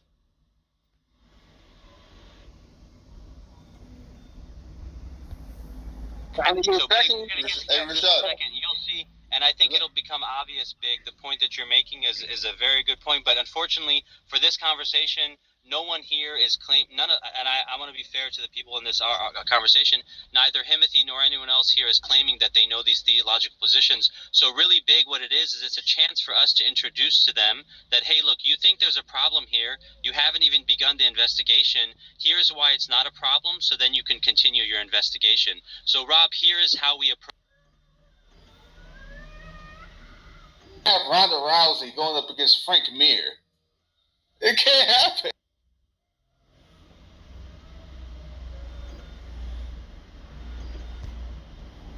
If you could give me a way I could conceive of it, I'd be interested. I mean, right now, based on classical logic, we can, but we haven't. I mean, if you look into, quantum logic, then maybe, there is a way. But based on the three laws of logic, you can't kind of perceive that. Right. So, Poker, are you familiar with the logical problem of evil? Yes. Okay, so do you have any kind of refutation, or do you think the argument goes through? Well, I believe in, I belong to Neoplatonic school of thought. So in our school of thought, we don't believe that evil as a thing kind of exists. We believe that it's the lack of goodness which is evil. So that's one way to kind of address that. Right. So the logical problem of evil is an argument against the God of classical theism that has the omni properties. If you're saying that's not even your belief system, then you can still say the argument goes through. It's just not the God you believe in, right? That fucking Neoplatonic Islam is just amazing. Like, it's the most based fucking view. You have the concept of the one and God being contingent on that, Poca? That's correct. Yeah, it's fucking based. I love that shit. We believe that God is essentially the necessary entailment of all contingent beings. So Right, God is contingent on the one. Yeah, it's awesome. No. God is not contingent. What's the one? The one would be the Platonic state of affairs that existed before God. What? No. This is that's Dr. not... Khalil Andandi's view. Yeah, Khalil Andani has a very crooked view of... he's crooked? Uh-oh. Doesn't he have a degree in Muslim stuff? No, PhD. We believe in... PhD. Yeah, sure. I also have a PhD, so it doesn't really matter. Is it Muslimology, like it? No, it's not Muslimology. I have it in computer science and economics. I study bounded rationality. So I think I'm going to trust the guy with a PhD in Islam over you. I'm sorry. Sure. You can trust him. But what I'm trying to put forward over here is that he belongs to Ismaili Islam, which is not mainstream Shia. All right, let's get back to you. That's fine. So I'm trying to understand it. So do you think that the God you believe in is omnibenevolent, omniscient, and omnipotent? Yeah, that's correct. So then the problem of evil would still apply to your God, right? So how do you refute? No, we don't believe that evil as a thing kind of as a construct exists. Wait. Okay, so you don't think there's evil in the world? No, we believe that there is this thing which is called lack of goodness, which is essentially evil. So evil as a thing, as a construct, doesn't exist by itself. Wait, I'm confused. You cut out. You just called evil by a different name? What was the name? Term? So if I were to ask you that you've got one scale, right? And that scale kind of measures one particular construct, which is goodness. Now, if I were to say that goodness on a scale of 0 to 10 is 9 right now, and then goodness on a scale of 0 to 10 is 6, this lack of goodness, you could kind of categorize it as evil. But within itself, evil is not a construct. So that's my opinion, or the position I hold. Poca, is this the privation theory? Yeah, so evil is the privation of good? Is that? Yes. I don't have expertise in philosophy. I mean, in traditional philosophy that you guys kind of talk about. I have it in classical Muslim philosophy, so I'm happy to kind of put forward the theories that we have over there. So is your God maximally good? Yes, so God is actually maximally good, and but you have to understand what God really is in our belief system. It's not some kind of an anthropomorphic representation. It's not made of parts. Gotcha. So, if your God is maximally good, how come there's a privation of your God? Yeah, because we believe that, God, which is maximally good, the limited version, or, as you put, there are gradations to God's essence, just like you would have in light. You have maximum light at the core, at the center, and as you move forward, there are gradations and the light kind of diminishes. So that is essentially, So at its really core, you've got maximal goodness, but as you kind of move further apart, there's this issue. So Okay, do you accept Mariology within creation? In a way, yes. Why isn't God subject to any kind of Mariology? So I have a very non-proper understanding of meteorology. Can you kind of go over that with me? Yeah, it's just a study of sums and parts. Right. So what you're trying to ask me is that why God doesn't have any kind of parts, right? Yeah. Right, because we believe that everything is kind of made of parts until you go to a level where ontologically it is non-divisible, and that essentially is divine simplicity. What do you consider your Platonic properties to be? So for instance, goodness, power, strength, all these properties are essentially just one kind of. It's essentially one attribute with many different levels. So for instance, and all these attributes are at infinite. So every single attribute that we come across in this world is an attribute of God. It's just a limited version. Is God's goodness the same as his justice, or is it a different part? Yeah, it's essentially the same. So all these are just one. So if you go to divine simplicity, they're no more divisible, so they're ontologically all similar. Good morning, JJ. Good morning, lovers. I'm just curious to know that how do you guys reconcile with the fact that contingent existences could come into existence without a necessary cause? Because there's no contradiction in a first cause existing without a input value. So basically, you believe in infinite regress without a necessary cause. Well, I'm agnostic, but I think there's no contradiction in something beginning without an initial truth input. And even that beginning thing is dependent on something, it can still happen. No, there's no contradiction there. Buffer gates? Christmas lights. No, I mean, I can go talk about logic gates if you like and kind of relate. I'd really not like to have that conversation. But that's fine. What was his question? Basically, Buffer gates. Yeah, that's the whole Buffer gates conversation. No, I mean, to me, I could be wrong. Maybe I didn't understand your position, but how can something which is contingent and dependent occur without a first cause, which is necessary? Because there's no contradiction. Well, how can a first cause be without a cause? Because that's a necessary cause. It's always there. So, I guess I'm still not understanding your question then.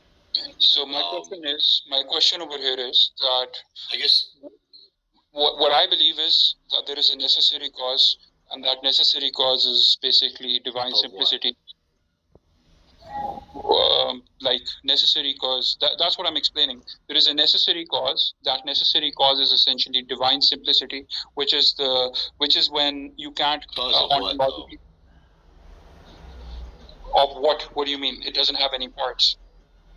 No, cause of what? Cause for what? So for contingent beings. So for anything which is dependent, there is a necessary cause for that. Yeah, things that are contingent have causes, right? Sure. Things that are necessary don't have causes. Absolutely.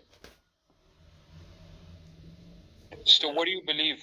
Do you believe in the fact that everything is just contingent and an infinitely?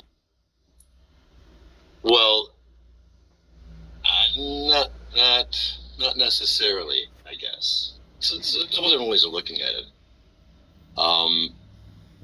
And it gets a little confusing. But when you talk about an infinite regress, you talk about an infinite regress of cause, correct? Cause and effect. Sure. That's kind of what you're talking about. Yeah. And this conversation inevitably then spills over into time, and whether or not time is eternal, I guess. Not really infinite, but eternal. You could have it without the temporal aspect, but carry. I'm not sure how. I've heard people talk about it, but it doesn't make a lot of sense to me. Even if you take out the time aspect, there is this aspect. There's this theory of necessary entailment. So, like, I believe in infinite regress. Like, I do believe in that because but I also believe in a necessary cause. And that necessary cause is the necessary entailment for the infinite regress. So that's my perspective. So because so that's another way to look at things. But because otherwise, I end up saying that everything is necessary. Right. So basically, what you would say is that everything, or you could say that everything which is contingent is in a set, and that set is essentially necessary.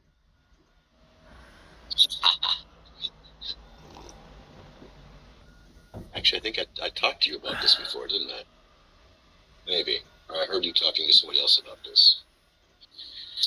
Yeah, could be, because I sit in some of these rooms. Yeah, but maybe it wasn't you. It may have been somebody that just sounded a little like you. Yeah, I have a very distinct accent, so maybe it was me. That's an interesting perspective. I mean, I just believe that if we just utilize it would kind of defy a few principles of logic if we just believe that contingent existences are present without a necessary cause. That's the main thing over here.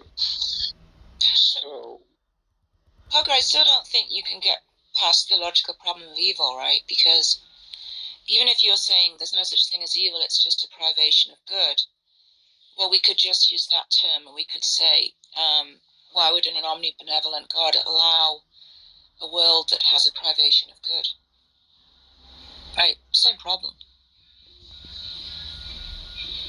I wonder, though, that when we talk about, like, logical problem of evil, if he's, like, committed to, I know he said he's, like, an infinitist, but it seems that the logical problem of evil presupposes, like, a correct logic to assess it with. And if someone is committed to some type of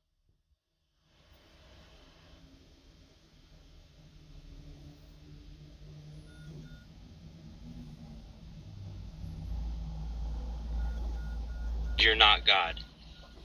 Okay, That that's sounds like equally a Von applicable Command theory, to a for real. dictator, right? It's equally applicable to any sentient supernatural being, and the being could be an evil being. And if all you I don't know of any other sentient supernatural beings, Rob. You can't So call it now good.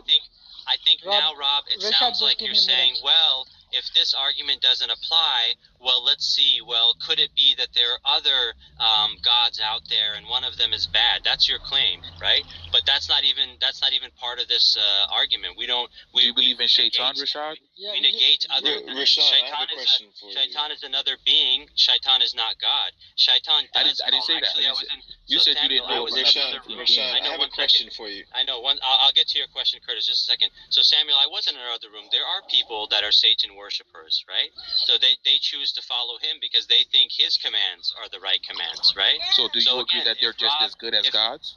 Of course not. That makes no sense. Does that make any sense? No, what you're saying makes no sense now. No, hang on a second. Hang on a second, Rob. Samuel, you just asked, are the commands of Satan the same as the commands of God? Do you think that question makes sense? Yes. If God does not have no inherently goodness in him, and he's not morally upright, he's just giving out commands, and it's not based on him, then yes. No, the commands of Shaitan is the same thing as the command of Let me God. put it this way. Can I ask that question for you, Rashad? Can I ask the question, Rashad, really quickly? Yeah. So here's Curtis's question, because Samuel, that's really funny to me. But go ahead, Curtis. So I'm not an expert on Muslim theology, but I'm somewhat familiar. So But it seems to me, at least in regards to what I am familiar with, there is a sense of moral distinction that's applicable from God's perspective to humans, at the very least with regards to punishment and reward in the afterlife, right? So I don't think that the basis for which God grants punishment and reward to humans within the scope of Muslim theology, and you can correct me if I'm wrong, is merely based on arbitrary rules or some sort of non-existent moral sense that we have. Rather, there seems to be a sense in which God judges humans because they lack virtue, or rewards them because they have virtue.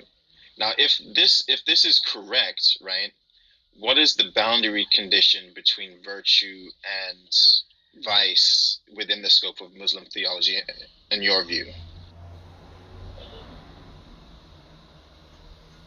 So I think this is a great question because it gets to the root of how we do identify God by his attributes and names, that he is just and merciful, right? And so his justice and mercy, what he prescribes is out of his wisdom, his justice, his mercy. So absolutely there is something about God by which we can trust his commands and not the commands of Satan or anyone else. It's definitely not arbitrary. It's not simply like whatever commands are out there, just pick whatever you want. You could just, they're all the same. They're all simply commands.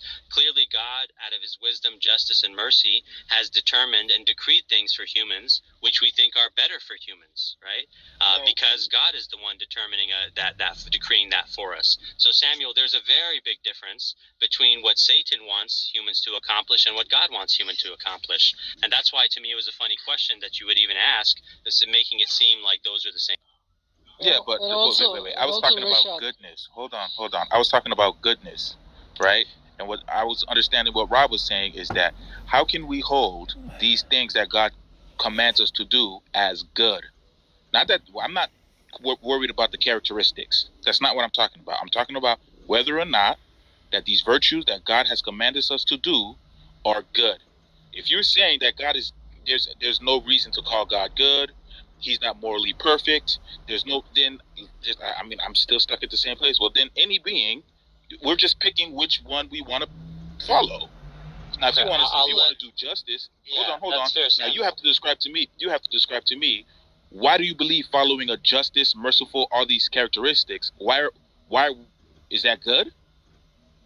No, Rashad, there's also a category mistake when he is comparing, let's say, Satan with God. Wait, no, but answer the question. Is it good for me to follow a justice, merciful God? Yes. It is good, right? So God is good. It is good for you to follow God. It is good for you to follow God, that's all. Yeah, why is it good? Why is it good, though? That's the question. Exactly. Because he said so. That's what Rashad is saying. Yeah, here's the question for you, Faisal or Rashid, right? What distinguishes God's commands from Satan or Shaitan's commands?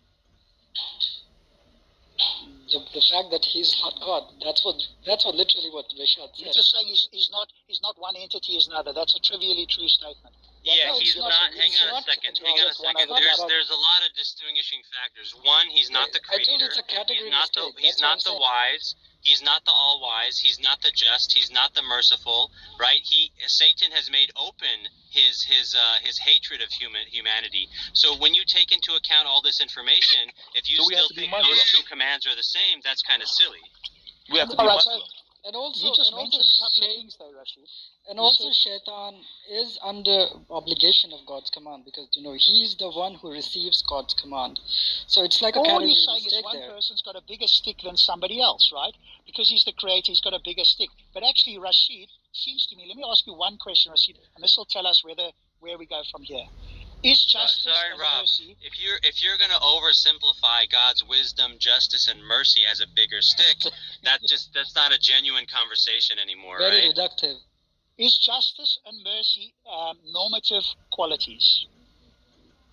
Well, what do you mean by you normative quality? normative quality? Are they action guiding principles?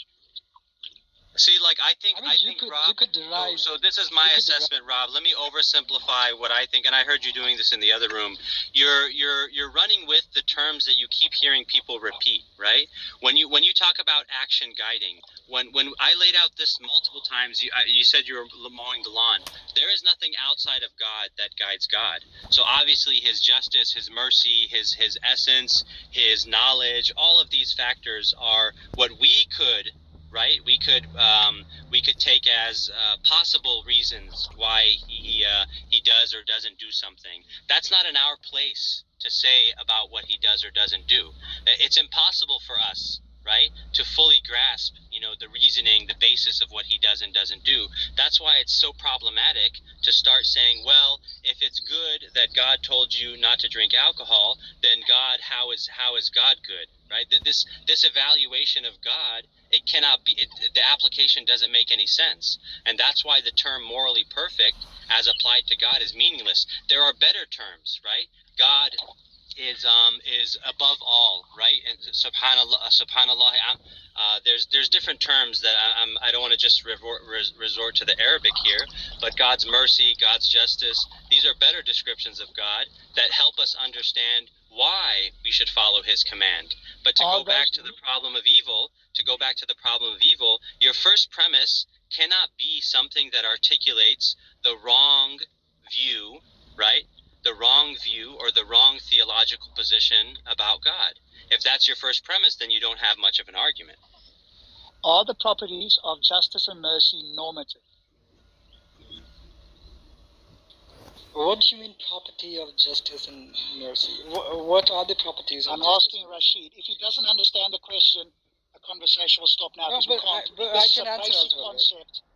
What are the property? What is the property of? If you don't know What is the property of normative justice? properties are, we cannot continue. What is the property of justice? Are those two properties normative properties, Rashid? Yeah, like Mercy you're and not justice. engaging in the conversation anymore, Rob. So it's fine if you need to bow What is the out. That's property of entirely justice? okay. By not engaging in the conversation, all you're saying is that, hey, I don't understand this thing, right? I mentioned God's mercy. Now you're asking me, is that a normative property, right? Well, what does normative property mean when I tell you that God is the all-merciful? Again, I guess he dropped out, right? So again, he's going off of a script instead of trying to engage the conversation. You're saying this is discussed in the philosophy, but then you'll have to speak in the context. Different philosophers will have different understanding of things. You'll have to talk about what framework you're talking about. You're saying there's a property of justice. He'll have to tell what does he mean by that. There's like no one Why would single he have to monolithic. define that? No, You but guys are the ones claiming that he actually God is the one saying he's justice, right? He said, right, Samuel, he said that are the properties of justice normative? Are the normative properties of justice something like that? Okay. Then I need to ask him, what does he mean by that? Yeah, Because he's I don't know asking. what, because there He's is no asking if they're monolithic, normative. right? What he's trying to get to is basically the following. It all boils down to the same thing. Is God doing the right thing because he's God, or because it's the right thing? Right? That's what it's trying to get to. So it makes no sense. It's a false dilemma, because to say that God is doing the right thing because it's the right thing, it sounds like there's something outside of God that's determining for him That's what the not right what normative thing means. is. What That's normative meaningless. means is that when God issues a decree and it's a just decree, then it's a just decree in all cases. There won't be a case where he says justice and then, well, except in this one. Or when God is merciful, all merciful. Well, not in this case scenario, he's not merciful. It's normative. But you're making, again, Samuel, in the same sentence, you're talking about what God decrees for the human, and then what God is himself, right? What God decrees for the You human. said God is justice, right? Am I correct about that? I said God is the most just. Yes, that's correct. Yes, right? So when God issues a decree, it is the most just decree that can possibly exist, right? Yes. What do you mean by most just decree that could exist? I could not come up with something that's more just than God.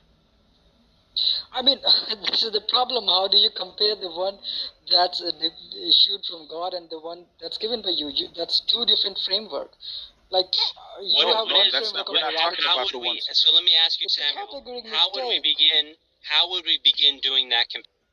Yeah, it's a category. Okay, for example, if God tells me I should not eat pork, by my own thought, I see nothing wrong with eating pork. Could I go eat pork and say, well, I want to eat pork. I don't see anything wrong with eating pork. People don't die no more from eating pork. So I have come to a more better decree than God and say I won't eat pork. I'm going to eat pork. Yeah, one second though. I just, Samuel, I want you to let's take this very seriously.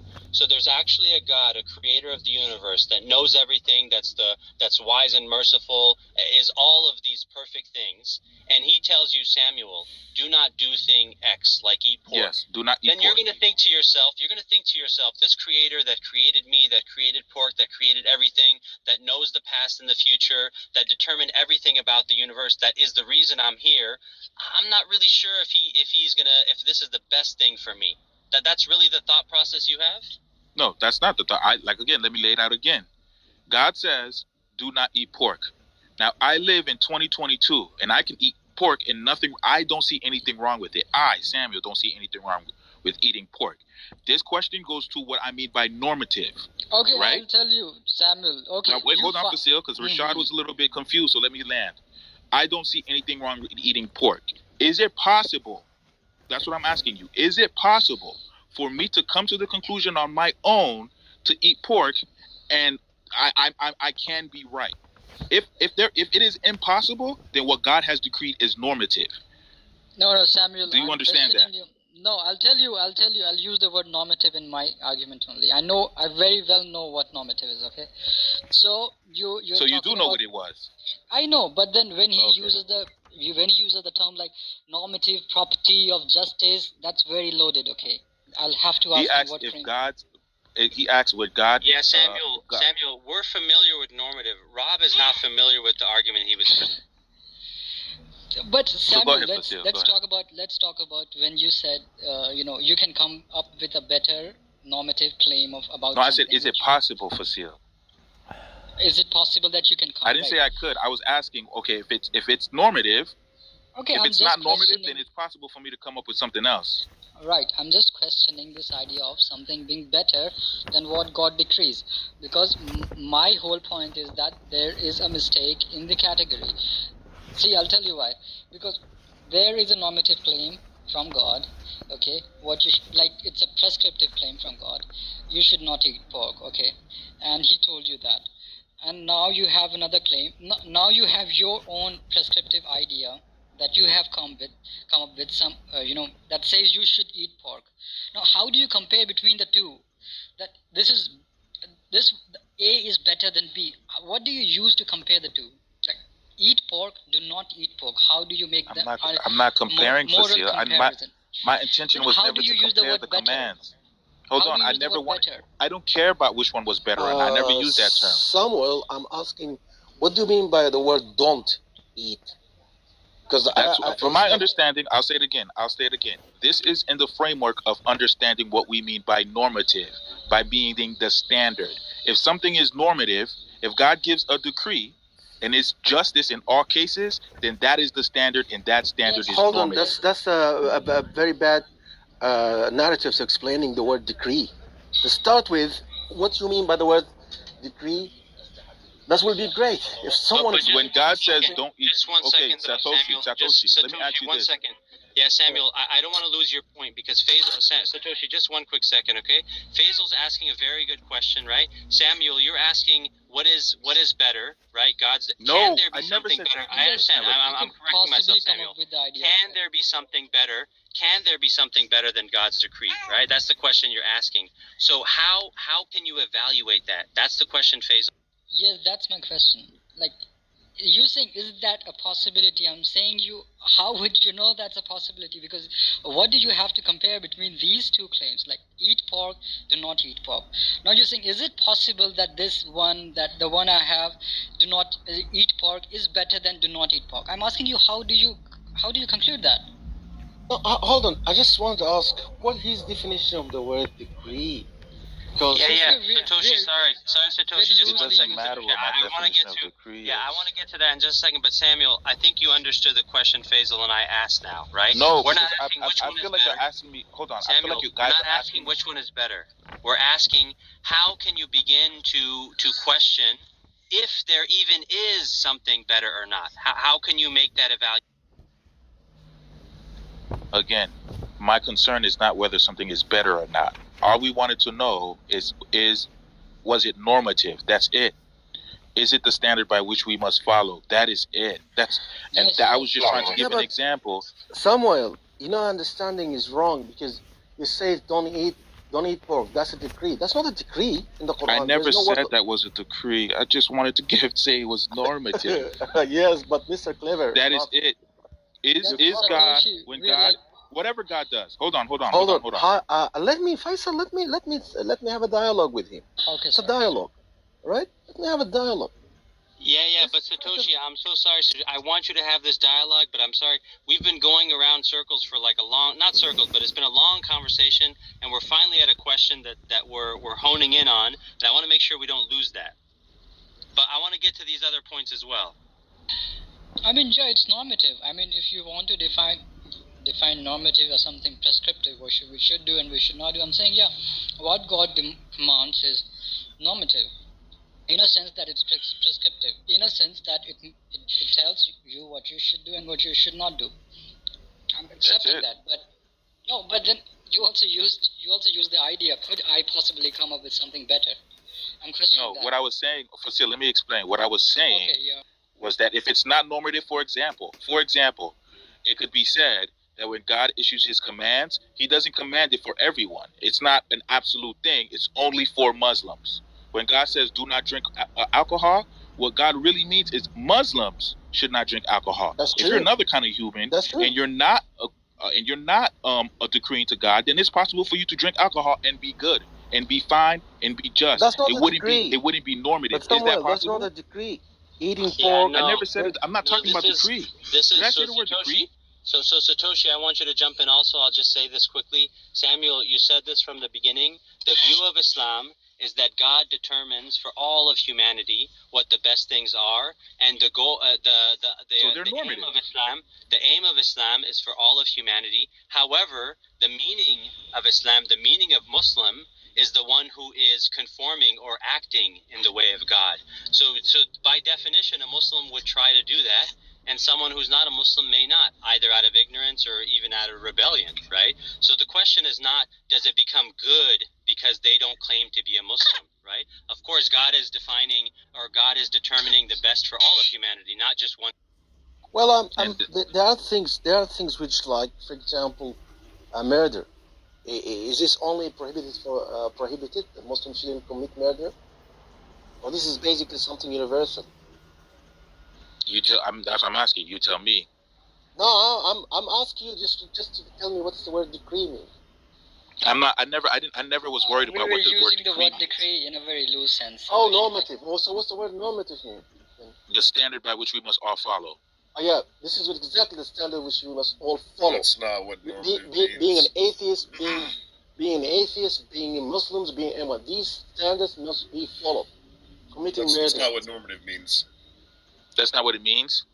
No, normative just refers to a standard of behavior, not the standard of behavior. So anybody can develop a normative standard of behavior. That's right, exactly. That's what. Man, we always. Jeez. All right. We're talking about. I'm talking about God. Nobody's what I'm talking about God. Hold on. I'm explaining this to King. What I'm talking about Allah or God, I'm trying to find out what his implications are. Are there other normative standards? Yes. Could there be other normative standards? Yes. But what is God trying to do? Is he trying to do a normative standard or not? Well, if the God exists and he makes certain decrees about how he wants us to behave, that's just merely what is the case. So you can say that God commands us not to murder, but the question of whether or not we ought murder is going to be answered other than the nature, edict, or will of God. I'm not sure what just happened, but... So, I mean, like you said, another atheist just corrected you. What you ought not do is just rational derivatives of circumstances or goals you wish to actualize. Okay, King. So let me just ask you: do you believe when God is trying to set a normative standard, or no? I believe that if a God existed, as he's described by the majority of the Abrahamic texts, he has desires for how he wants us to behave, but I would not agree that that's a normative standard. We could all agree that we should behave the way in which God wants us to, out of self-interest, right, to avoid punishment. But wait, are you saying he's not trying to establish a normative pattern? That doesn't really make a lot of sense. It's just what he wants us to do, right? I mean, you could argue, like, us humans independently could say that the normative standard of what we ought to do is what God tells us to do. But no, I get that's what I'm saying. I'm not worried about humans. I'm not worried about humans. Solely God. God can't establish a normative standard because he does as he pleases. God's not operating in according to any system or set of rules. He's just doing what he wants. To us, though. But Samuel, normative in this context, this is like an indexical term that requires a supplemental sort of evaluative standard. So when you say good by what account? Or when you say ought, right? Like ought by what exact standard? Like what are the particular sort of corresponding objectives or whatever? So like I don't know, the way you're using normative, in my opinion, seems a bit. Okay, so I'm just gonna read it. Okay. So relating sorry, to. I have to make a mod point here, Samuel. Timothy, if I hear you say indexical again, I'm gonna remove you from the room. Okay? it tells me who you've been hanging out with. I hear you loud and clear. Okay. All right. So, Sorry, go ahead. Sorry, wait, hold on, sorry. Yeah. And can I just apologize to the room for my overuse of the term as well? Okay, so the definition of normative is of relating to or determining norms or standards, conforming to or based on norms, prescribing. Now, here's what I mean. I'm not saying that. Basically, what I'm saying is that when God is giving us these prescriptions, right, to us, they should be considered normative prescriptions. I'm not saying that God is. That's not what I'm talking about. I'm saying what God is intending to do when He establishes this is trying to basically define norms and standards by which we must all base it on. I don't know how the confusion. Where's the confusion? Yeah, so your initial question, sort of this argument, was how we would be able to morally evaluate a command given by God. No, I never said that, King. I think that's where you got the mistake. You asked how you would be able to determine whether or not, if God says don't eat pork, but you want to eat pork, how would you determine that? No, King, I was establishing what I meant by normative. I was establishing what I meant by normative. What I was saying is that when God says that command, go ahead. This response isn't relevant to what I was saying, right? I know, but it was about what I was saying. It was what I was saying. Samuel, when you ask us to morally evaluate two different claims, right? The standard by which we evaluate those moral claims needs to be established. If the standard that we're using to morally evaluate claims or moral propositions is what God wants us to do, well, then it's just self-refuting and tautological to argue that you could have a different, moral proposition that doesn't conform with the edicts or nature of God. Thank you for capturing that. So, yeah, King, were you here when Rob was speaking? No, I just joined like 20 minutes. Exactly. That's the problem. He doesn't even know what Rob was saying. That's the point. Never mind. No, but Samuel, he's responding to what you said, not what Rob said. Let's get to exactly what I was saying was related to what Rob was saying. So it doesn't matter if he wasn't here when Rob was talking. He's replying to you. Never mind. Yeah, you guys are jumping way in later. Let's take a moment, Samuel, let's take a moment to reset because some people have joined and some people have. We've been carrying over a lot of. The whole room was a carryover of another conversation. But again, the goal here was to address what are the failures of the problem of evil. If you actually think it's a problem, let's articulate it. Rob disappeared. I don't think he had an argument because he was trying to run this argument. And now it's not clearly the first premise doesn't even articulate the Islamic theological position. So he dipped out on that. But if someone else doesn't have that, then we can address other things. But, welcome to Khalilullah, assalamu alaikum, and Timothy's obviously back. And what do you think was meant to do? Go ahead again, King. What do you think the purpose of the logical problem of evil is? Yeah, I understand it to be articulating a specific view of God and then identifying that God cannot exist. I reject that view of God, and so I probably would. You could say I agree that articulation of God is wrong, that it doesn't exist. Yeah. So if you agree that God exists, but he doesn't possess both the characteristic of omnibenevolence and omnipotence, then, well, you've just agreed with the problem of evil. That's all the problem of evil is set out to do, is to demonstrate that those two characteristics are not logically compatible with our present state of affairs. Yeah, exactly. I can wrap it up in a really tight little syllogism for you. No, I follow it, King. I totally understand it. And so if the argument is, hey, this God that I don't believe in doesn't exist, if you hold to that, if someone else holds to that, and I hold to that, well, great. But my articulation of God doesn't identify him as this, right? And so if that's no longer a problem, it seems to be right. Exactly. So then it fails to address the articulation of God from the Islamic theological paradigm. I'm not as familiar. It doesn't address it. It's not if your view of God does not entail both the characteristic of omnipotence and omnibenevolence, well, then the logical problem of evil isn't for you. Right. So then, if I'm articulating God in this way, and this argument is not applicable, then why keep running it? It seems like some people are trying to run it, not knowing our. Well, because I have personally engaged with Muslims who do define their God as being omnipotent and omnibenevolent, moral and perfect. So, I mean, if they do that, then the problem of evil will apply. If you don't do that, then I'm not going to use the problem of evil. But hold on, right? the question becomes, though, because this is what we were trying to establish earlier, and, like, that's what we were talking about, DCT or whatever, but the problem becomes, though, like, well, what does one mean by good in any sense of the word, right? Because even if you're a divine command theorist, like, presumably you are conceding to the fact that the commands are good, right? So you have some conception of the term good.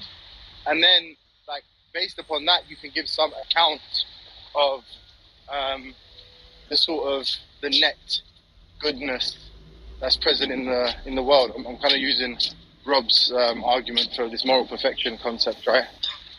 Then, like, you can decide, well, is God has so God help failed? me.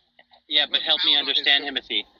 Yeah, help me understand. We don't have a net conception of goodness. I don't have a net calculator of goodness. I also don't have a statement that God is morally perfect, right? So what is the problem here that we're addressing for my theology? No, this is an investigation. This is an investigation. I'm not saying it's. I'm not concluding anything or confirming. I'm just asking. I'm saying because that I think what King just brought up was that actually on some Islamic construals of God, it is the case that God possesses the attribute of omnibenevolence, right? And it may which one is that? But King, help me understand that, because there's a difference between a Muslim who says something about their theology that they don't know, and there's a difference between this is a theological position within that religion. Well, Rashad, when I'm arguing against believers, right, I'm arguing against that believer. I don't think I've actually, in my 10 years of doing this, have ever met two believers who believe every single proposition exactly the same. Sure. There's always a difference somewhere, right? And I primarily argue with Christians because they live near me and they affect me, and I have more of an understanding of Christian theology. But if we're arguing about just the mere existence of God, right, and when I ask a person, what do you mean by God? If they tell me that essential characteristics of this deity are omnipotence, meaning having absolute creative power, the ability to control all circumstances and conditions of our reality, and then also omnibenevolence, meaning absolute moral perfection. Well, if they agree that this world that we live in isn't morally perfect, we've found ourselves a logical contradiction. Because a being that can actualize any state of affairs and also possesses an intrinsic morally good nature would not actualize a state of affairs, or could not actualize a state of affairs, that wasn't morally perfect. Yeah, no, I follow what you're saying, King. I mean, if people articulate, illogical positions or irrational positions, then it's fair to challenge them. Do you think do you think that any view of God is like, are you a hard atheist or just I don't know what terms you choose to apply to yourself? Well, if the concept of God that you're arguing for doesn't entail logical contradictions, then I would just consider it an unfalsifiable hypothesis. but it's also unverifiable as a consequence of that. So what theologians do when they're arguing about God is they'll say something like, if this is true of the universe, then this must be true of God. And I just do the opposite of that. I say, if this must be true of God, then this must be true of the universe. The difference is that the latter inference is actually capable of being verified. Okay, can I ask you a question? So, do you only accept things that are like falsifiable, verifiable, and like what else do you use? Hypothesis that cannot be falsified. Yeah, like do you accept when it only comes those to like proclamations of existence,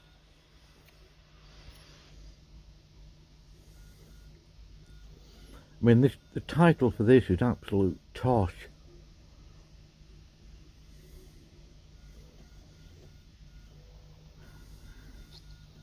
So, say that again. You can't describe what omnibenevolent is. So God is essentially ultimate existence, What on earth? or in other words, goodness is God, power is. How many types of benevolent are there? But you are a, if you are a limited version of that essence. Let's take existence out of the picture. So you are just a limited version of that. Because you are a limited version of that, you will have all the flaws, and you'll suffer through all those issues. When JJ dies, there will be no essence of JJ anymore. No, I disagree. There'll still be an essence. JJ is JJ, but he's not fully JJ.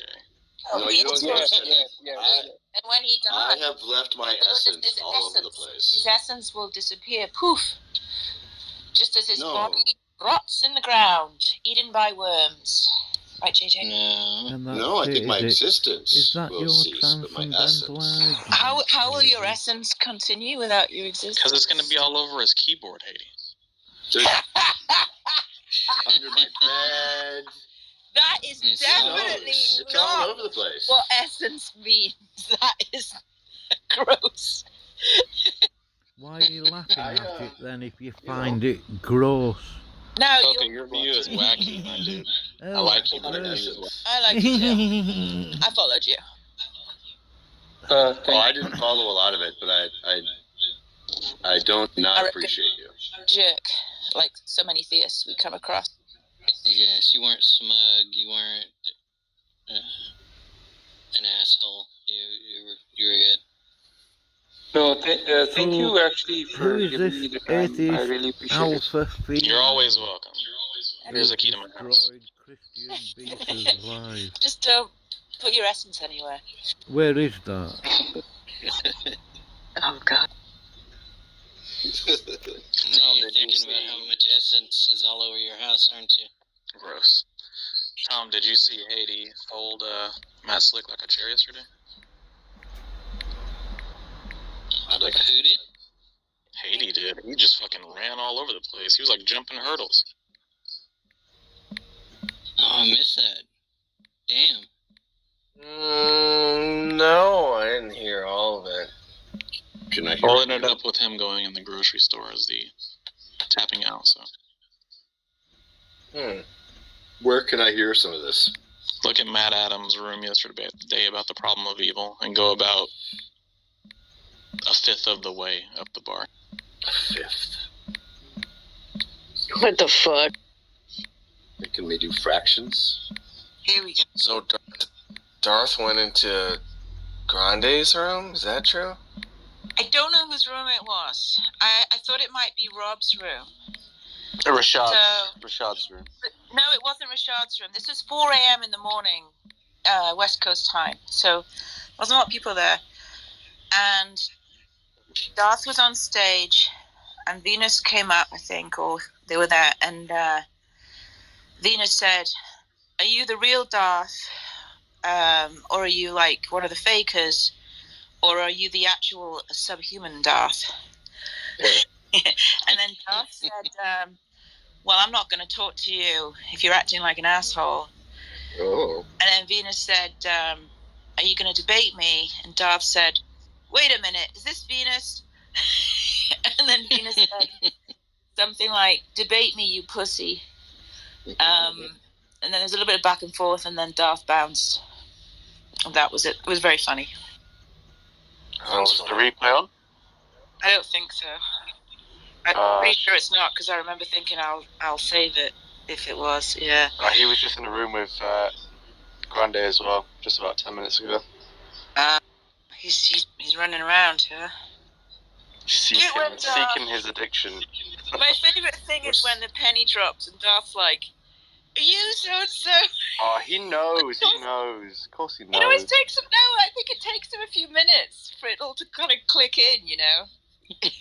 I think he's judging. I think he wants to, and then he thinks, "Wow, I'm probably going to get owned here, so I'll pretend I didn't know." Maybe.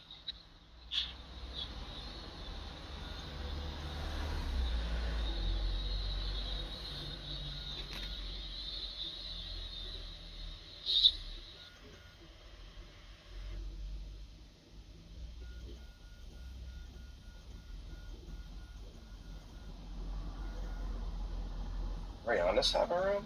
I don't see it.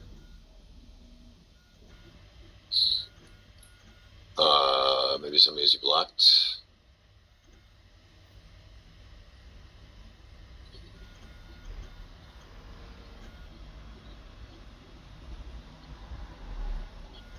I don't see a room though.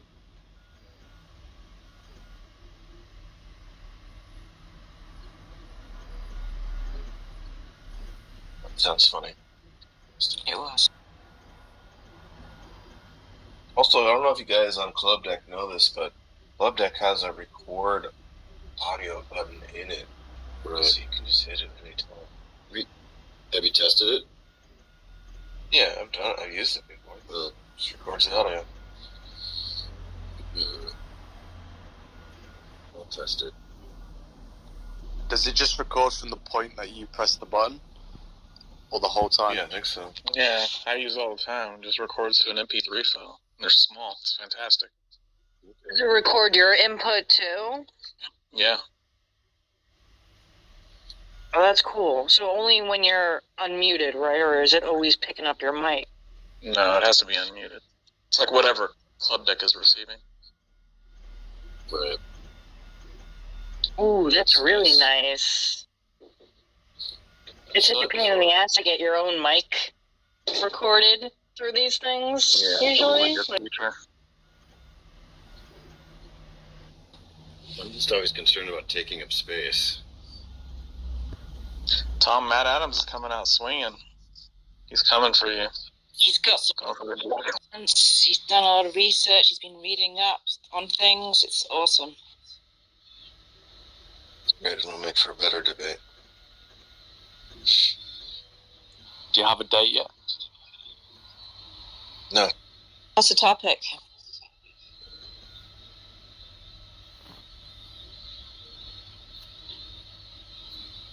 How Tom Rabbit's gonna come back from the demolishing of Matt Adams. What was that wacky shit he was saying this morning to Lance about not having free will or some shit? No, he said that he's free, but he has no choice but to do evil. Funny house, actually. Maybe Matt was proposing something about if you can't not choose God, you can't love, or something like that. Yeah. Something about love. That agape love, that old song and he dance. didn't do the agape thing. He was just saying you have to be free to love, and a world in which you can love is better than a world in which you can't love. I don't know where he was going with that. You can only love if there's evil in the world? Wait a minute. Doesn't sound right. I don't know, it was a bit convoluted.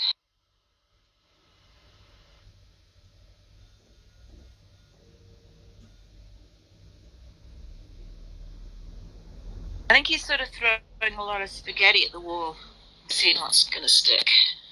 Yeah, I think so. Well, when you have a brain made out of spaghetti, to be expected.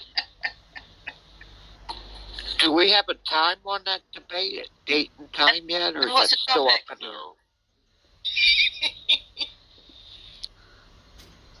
No, that last night I heard Matt say something about 2 weeks from now. He'll be ready. He'll be ready. 2 weeks. Another 2 weeks. Why does it need so much time? I don't get it. Matt's a busy man. He's got Worse than the fucking Muslim metaphysician. He's like 4 months. It's got like a whole month is like he's busy. Yeah, but he's on here like all the time. 10 hours a day. point. He's on here all the time. Needs more time to compute. He's gonna come and he's gonna be a proper debate, bro. Well, he's gonna wipe the floor of you. That's right.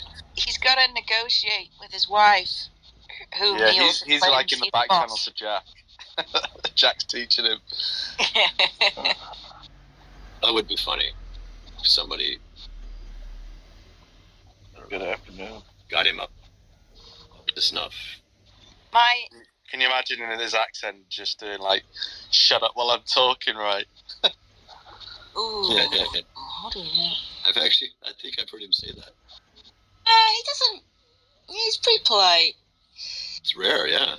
I think that when he's not at work, he's at the mercy of his wife, and he can stop off and take the dog for a walk, right?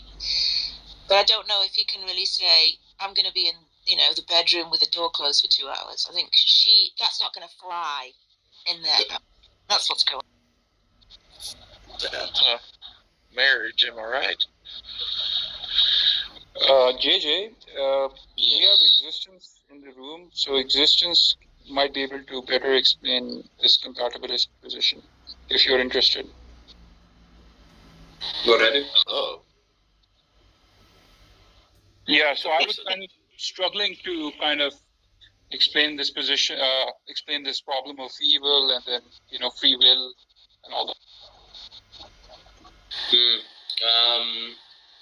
I guess it would start as, how would one define evil to begin with? What would be the problem? Sorry, what? Do you take evil as that like a problem that needs reconciliation? I don't. Do you have a consideration of evil as that which ought not be? I'd have to think about it more. Okay. Rigorous definition of evil, I'd say evil's the negation of good, and good is like if you just want to go on under my paradigm, evil is the negation of good. Good is reality itself. Thus, evil isn't anything positive; it's just a negative. Evil is the negation of reality. Yep, the negation of goodness, you can say. Did God intend for that state of affairs? Intend by what? What do you mean by God intending? Yeah, when He intended for creation, was that in His plan? God is goodness. Well, does God intend anything though? I mean, is that even something that you're familiar with? God being an agent, having intentions. You just have to define intention. Will. Define it. Desires. Do I define it? Define desires. Would you say desires are something limited and temporal? Are desires limited and temporal? Yep, under your definition. Well, I only know it with respect to me. In that case, if you're speaking of something with respect to you, then no, God doesn't have. So, how do you speak of God then? I have to know God by looking at you. Huh? You have to know God by looking at me? Is that what you're saying? Like, what are you even saying to begin with? What do you mean, what am I saying? You heard what I said. You said this. You said, how would I know God then, right? No, how do you know? How do you speak of God? How do you speak yes, of God? I don't speak of... Do you speak of God being happy? Do you speak of God willing anything? Or desiring anything? All predications... Or intending anything? All the predications I give to you, I wouldn't give in the same way to God. You'd give them to God, but not in the same way? Or you wouldn't give those to God at all? If by giving it, meaning how I give, let's say, Poca here. Let's say, hey, Poca is happy. And by happy, I mean this physical sensation. Then no, I wouldn't give any physical sensations. Yeah, so when you speak of God... Yeah, what about it? What do you say? God is good? He is goodness. God is goodness. He is or? Is God good, though? if by good you mean is God goodness, then yes. What else is God? What does God do? God is infinite, unbounded, unconditional source and grounds of reality. Did he answer whether God has intentions or not? No.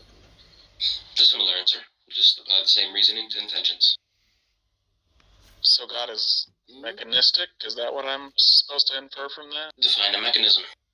Something that acts without intention. Something that acts without intention. If that's what you mean by mechanism, I think, number one, would you say any mechanism is complex? I don't know what complexity has to do with anything. Does he have intention? Any mechanism? Does the word? Let me just ask you this: Does the God that you believe in? Does the God that you believe in? Does the God that you believe in deliberate on propositions? Deliberate on propositions, like does he ponder on things? No, when presented with a proposition, does he deliberate whether, or the way he should act regarding? Doesn't deliberation require time? In your view, I would think no. Let's define deliberate then. Yeah, does he make choices regarding whether he should shit on the floor or in the toilet? God isn't physical. I disagree. Is this the guy that you brought in here, Poker? He's just not answering questions. Yeah, this guy's way worse. Let Ariana speak. Let Ariana speak. What's going on? Quite literally answering your questions. Maybe I'm not answering it in the way Look, you want. it's a pretty simple concept. If I ask you, maybe that's. I don't know if it's making you mad that I'm not answering it the way you. If I fucking ask you, does God deliberate on propositions? It's a pretty simple response. He deliberates under ideal conditions. Wait, I don't get it. What question did I not answer? I'm answering every single question. You've answered no questions. Well, you've responded to some questions with questions. Yeah. With definitions, yeah, asking for definitions. Define. Am I not just prior? I'm not interested in really how I define. So can I define? Can I get a definition for the terms that you? That's simple. And then under the circumstances where you did define, I said no, that does not apply to God. Look, is God mechanistic or not? If by mechanistic you just mean we've been over that. Has any physical sensations, right? Or I never said anything about that. Do you remember what I said when I said mechanistic? Yeah. So just repeat back to me what I said when I.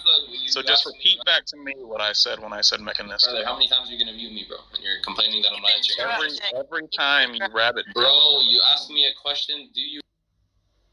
So go ahead and tell me. Mute me. Go ahead and tell me. Go ahead and tell me what I meant when I said. Yes, I was about to answer that, and you keep muting me.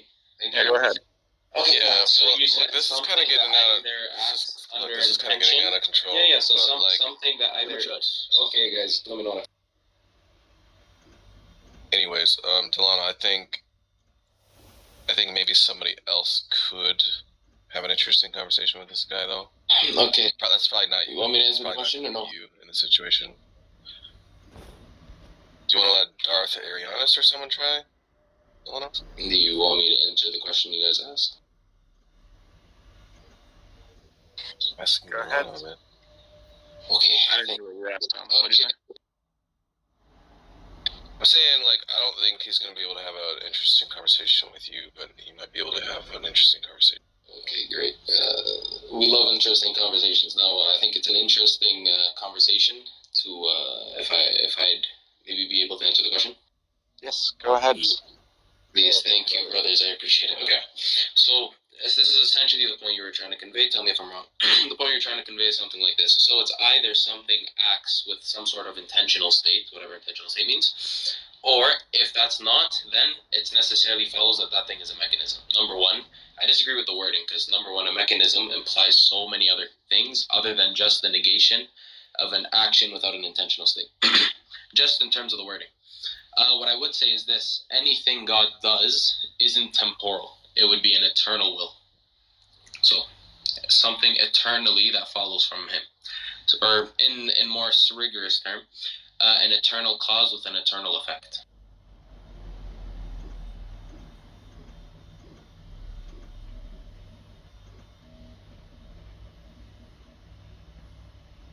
Does God have intentions? Okay, look, who wants to talk to this guy? I don't know, bro. Guys, honestly, tell me, like, This is like herding cats. You don't want me to? I thought that answered the question. I just asked you another question. I mean, these are typical questions. Do you think that God has thoughts? I'm giving you an. Do you think that God has desires? I think how you interpret desires is something limited, so I would negate desires. That's when you would say what you mean when you say desire. Yeah, sure. So, do I think God, being the most perfect reality, bestows the most perfect effect directly from his essence? AKA, God, out of his own goodness, out of his own nature, gives.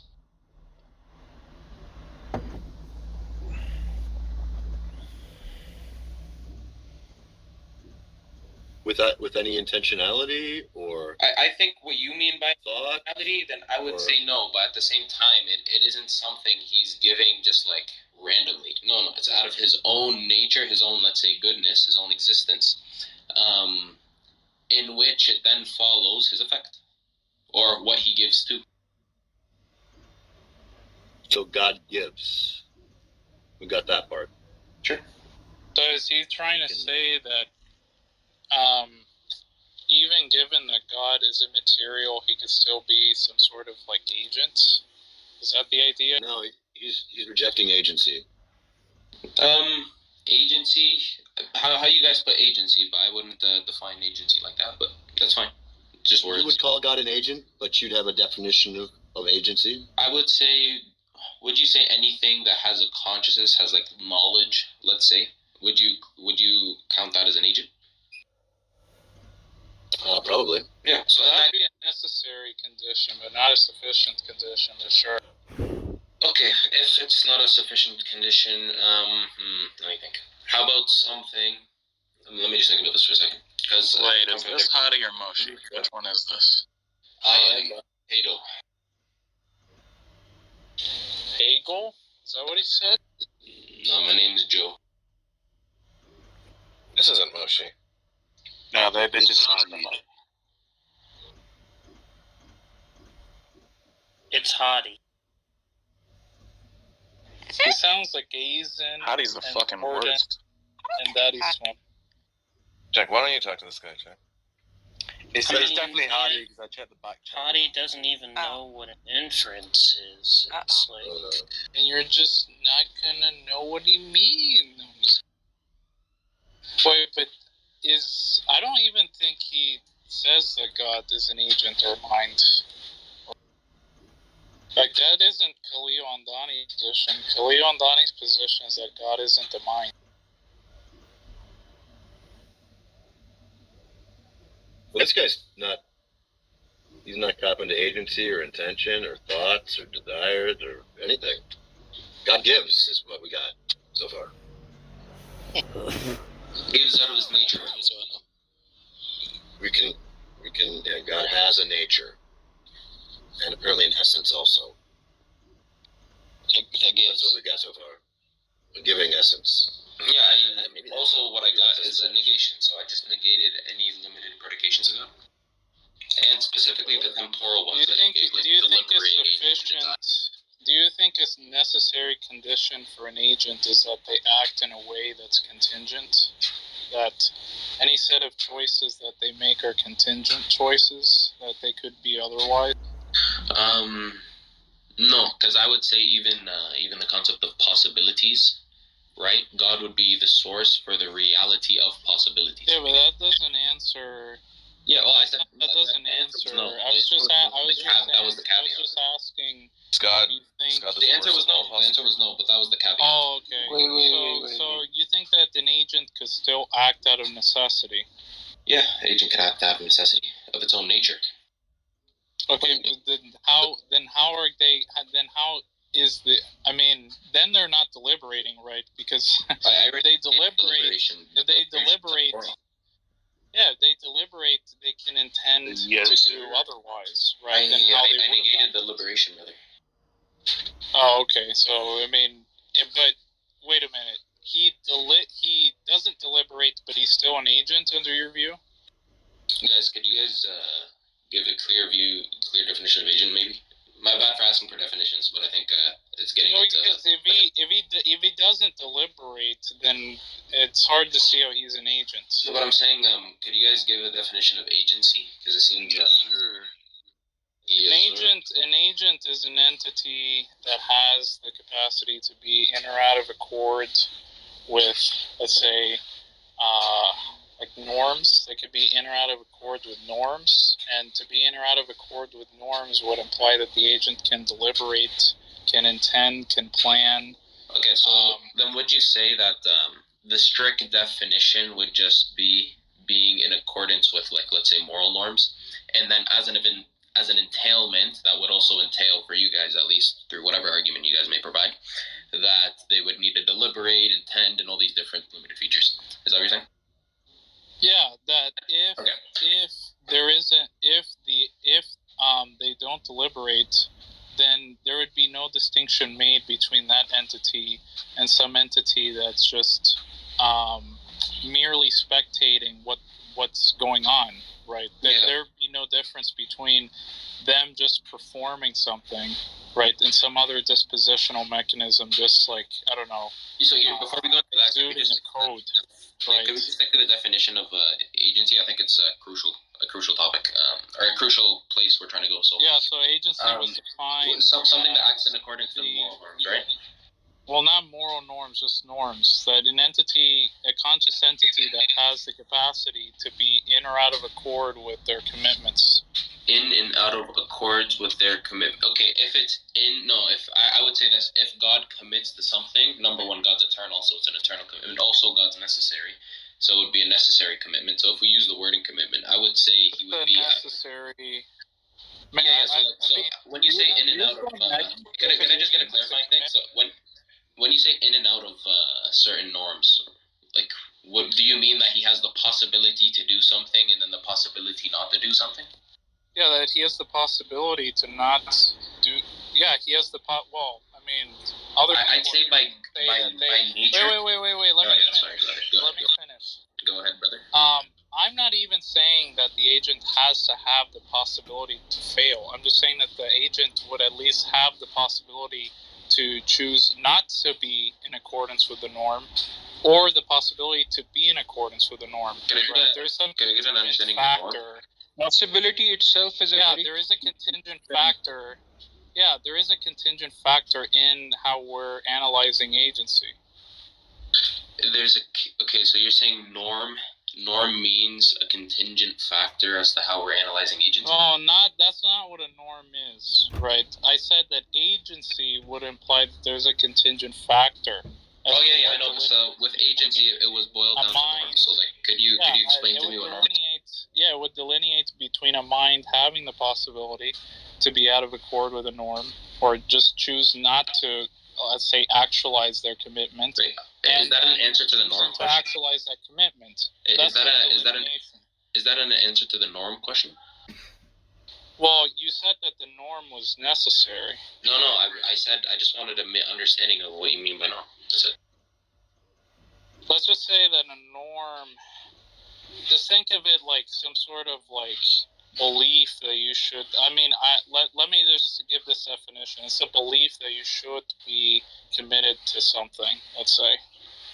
Let's just put it to that word. Or just a set of values that the agent has. How about, okay, so let's say I put a cake in front of you, right? And let's say you don't have the predisposition to find the cake value. Yeah, I think I get it. Norm. So essentially, it's a norm if you desire the cake that you would have the intention to eat the cake, right? Okay, yeah. So if you have in that case scenario, so let me explain. Wait, let me just finish. That if you had the second order belief that you would value the cake, then you would intend to eat the cake, right? But it's not necessary, because presumably if it's necessary, then there wouldn't be that element of intention. There would be like some dispositional element, right? That you would be compelled, right, to eat it. Okay, so I would say in this case scenario, I wouldn't say God is an agent choosing between a set of options and he's like compelled to perform one option. Number one, I'm a necessitarian, believe in one possible world. So I would say that God is the source Sorry, of am I audible? Yes, you're audible. Can you hear me? Yeah. Yes, if it's necessary. Yeah. So it's were you talking, by the way, or did you cut off? Anyway, I'll just keep going. Cut out again. Oh, what's going on? I'm gonna go outside. Hold on. I'll just keep going, I So guess. you said. Yeah. Okay, can I just explain that? You said it was necessary, right? Yeah. So in this case scenario, the reason I wouldn't say God, it wouldn't be analogous. The cake analogy essentially wouldn't be analogous or analogous because essentially in the case of God, number one, he's eternal, right? So anything intrinsic to God, being God, is eternal. So there wouldn't be a cake in front of him, then 1 second a desire, and then a compulsion to go and act and eat the cake, for example, right? That would be negated for God. He's not motivated. He's not motivated. Yeah, because by motivated, again, these terms, I wouldn't say God is motivated in the sense that, but there is a specific sense that God. It says no one tempts God, and so God wouldn't be tempted by the cake. Yeah, exactly. So I would say this: it's not like that completely negates motivation in the sense that he is motivated by his own nature, as in he has a necessary reason, let's say, to do a certain thing. Existence, I see you and Poca follow each other. I just see. Do you take a pantheist or panentheist? That's not relevant. I just want to finish this. So if he's not motivated by anything externally, are you going to say that the motivation is internal, but nevertheless it was necessary for him to be motivated to create? Yeah, hence it's of his essence. It's in this case scenario, all motivation, all reason, he does whatever. Is himself. But look, if you just say that he doesn't look for an external source to give him if you just validation. say it's a part, yeah, but he is the source of. Yeah, but if you just say that it's just a part of his essence, then that's not a part. There's no delineation. Wait, there's no delineation then between that being a part of his essence. Let's just say some mechanism, and it having an essence where they just perform an action without intending to do so. Which is hard to see how that could be. He is also, so it's unified. So in this case scenario, all intentionality would be intrinsic to God and by his nature. Intrinsic. So it's not like he doesn't have intention. Wait, but yeah, go ahead. Wait, but if all intentionality is intrinsic to God, right? Is he still intending, right, to do something, even if it's intrinsic? I will say this straight up. Yeah, so I will just say this straight up.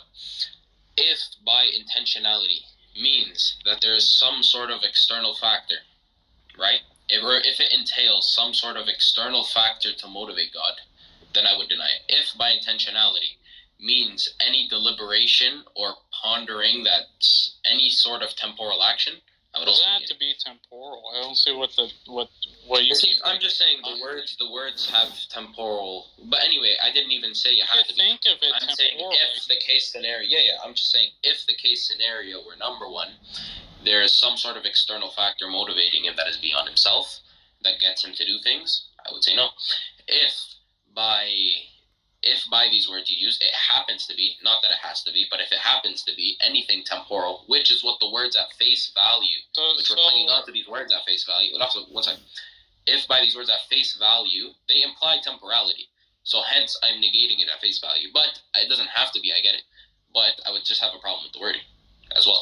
So when he's motivated to act internally, right, because he's, all intentionality is intrinsic to him, right?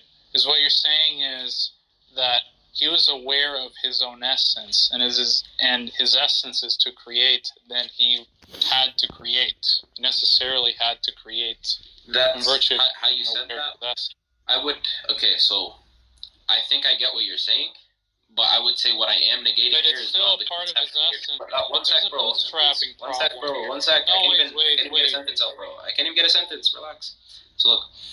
If by what you said, by what you meant, I think I would agree with you. But just at face value, just in terms of linguistics, I would negate it because one is saying that God is looking at himself and then realizing that he has to do something, then do it, I would negate that, right? I would just say God is never not acting. That would be the most concise way to say it. Never not acting? Well, well, I'll get to that in a second. Because God is purely You actual, realize so that there's no if you potency. say... Yeah, so God if you say- one sec, bro. God is purely actual, so there's no potencies in his essence. Yeah, okay, I understand that, but that isn't material to my point. My point was, even if you say that somehow he's aware of his essence, sans creation, and his essence is to create, right? Then he would necessarily had to create subsequently. That even if you say that, there's still going to be some bootstrapping problem, because whatever accounts for that intentional state is just presuming that he has the type of essence which allows him to be aware of that intention itself. And you can't just appeal back to him having that essence, because then the question is, well, what set of properties that God has which makes him aware it's intrinsically good to create? So you're just asking, but that's not a problem. You're just asking a question. That No, what does God have to do this? The problem is what's the problem?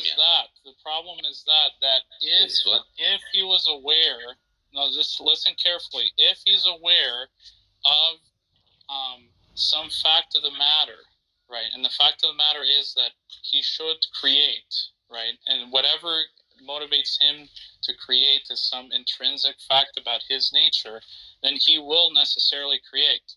Okay, then that would itself require that his essence, right, allows him to be aware that he should create, right?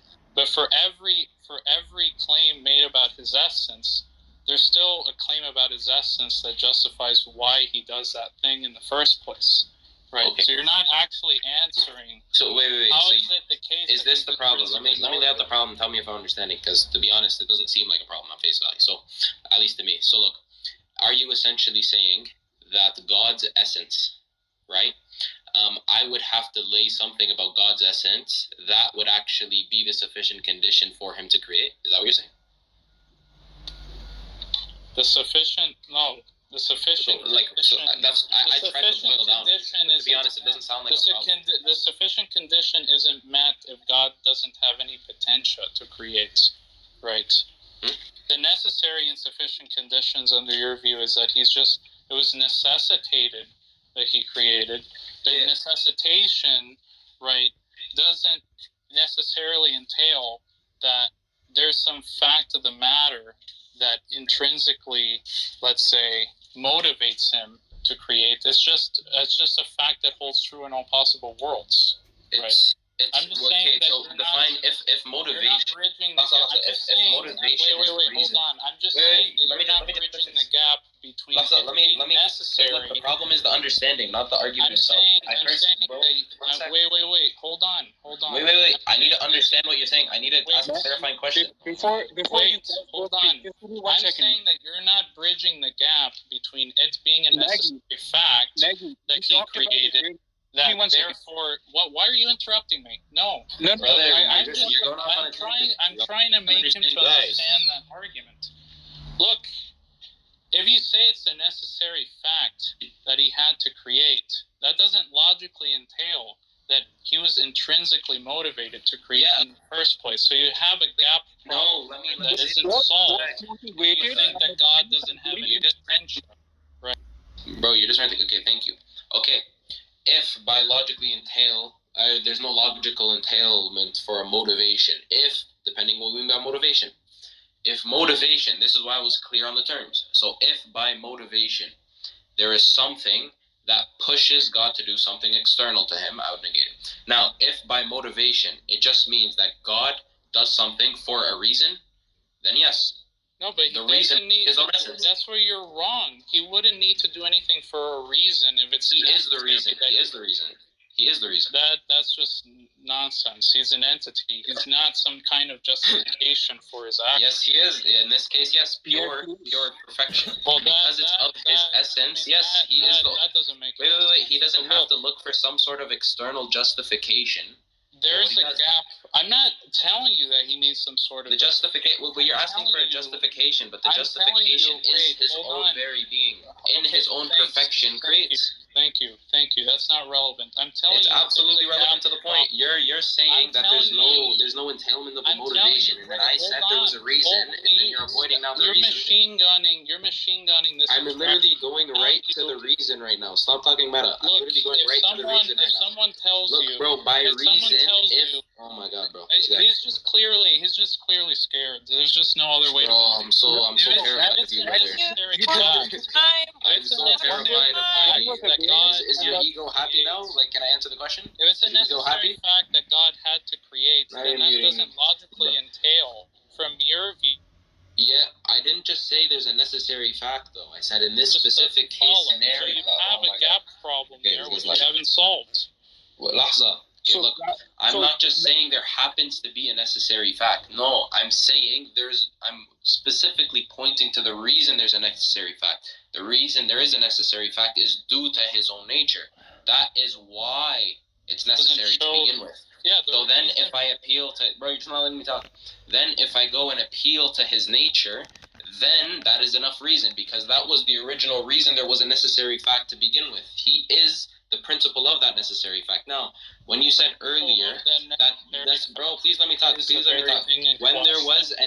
Bro, you said this. Bro, please let me talk. When you said that just because there's a necessary fact, that doesn't necessarily entail some sort of motivation or whatever, or any reasoning. That's right. That's right, but you have to look prior as to why there's a necessary fact to begin with. The reason there is a necessary fact is him to begin with. I didn't just blankly claim that there was an... Well, one second, you're not even understanding what I'm saying. That's already granted that he's the reason, but that doesn't show the intrinsic property. No, you didn't grant that. You negated that. You negated that. Confusing a reason with a property that's intrinsic to him that allows him to create in the first place. That's what you're misunderstanding. It's not... I'm not something that just allows. I'm saying something that is literally the principle as to why he does it.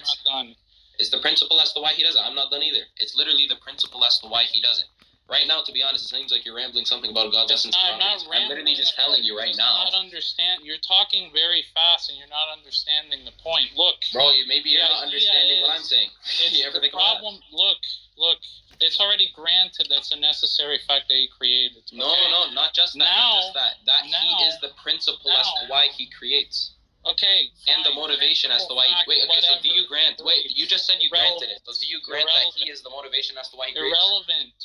Wait, do you grant it? It's not a problem. Do you grant it? Tell me if you grant it or not. Are you running away? It's not a problem. It's not a problem. Do you grant it? You just said you granted it. This is a problem. You make claims and say that... Look, you make claims. There's no problem. Reasons. You make claims that you already granted it. It's not logically entailed from that necessary fact. Nice. He would have the property to create. Mute. Let's go. Who can mute faster? What is this? Who can mute faster? Okay, thank you. Let me talk. So one thing, one thing, Maggie. I mean, what you were talking about. Let him talk. So both the aspects that you were talking about right now, which was motivation and awareness, they have an element of temporality. So the way you are... Well, where do you get this notion that it has to be strictly temporal that he does those things? How can you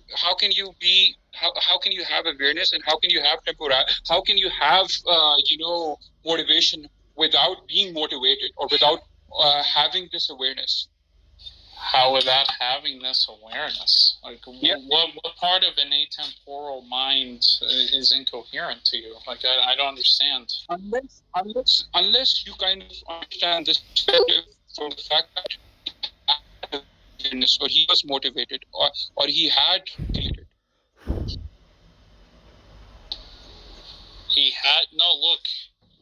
Look, you realize that there's like a lot of responses that could be given, right? It doesn't have to be temporally prior or posterior that he's like either motivated by something external to him or not, right? There could be some logical priority there. It could be some other priority. It doesn't have to be strictly viewed in temporal terms, right? So I don't understand like where this notion comes from that it has to be some sort of like temporal notion.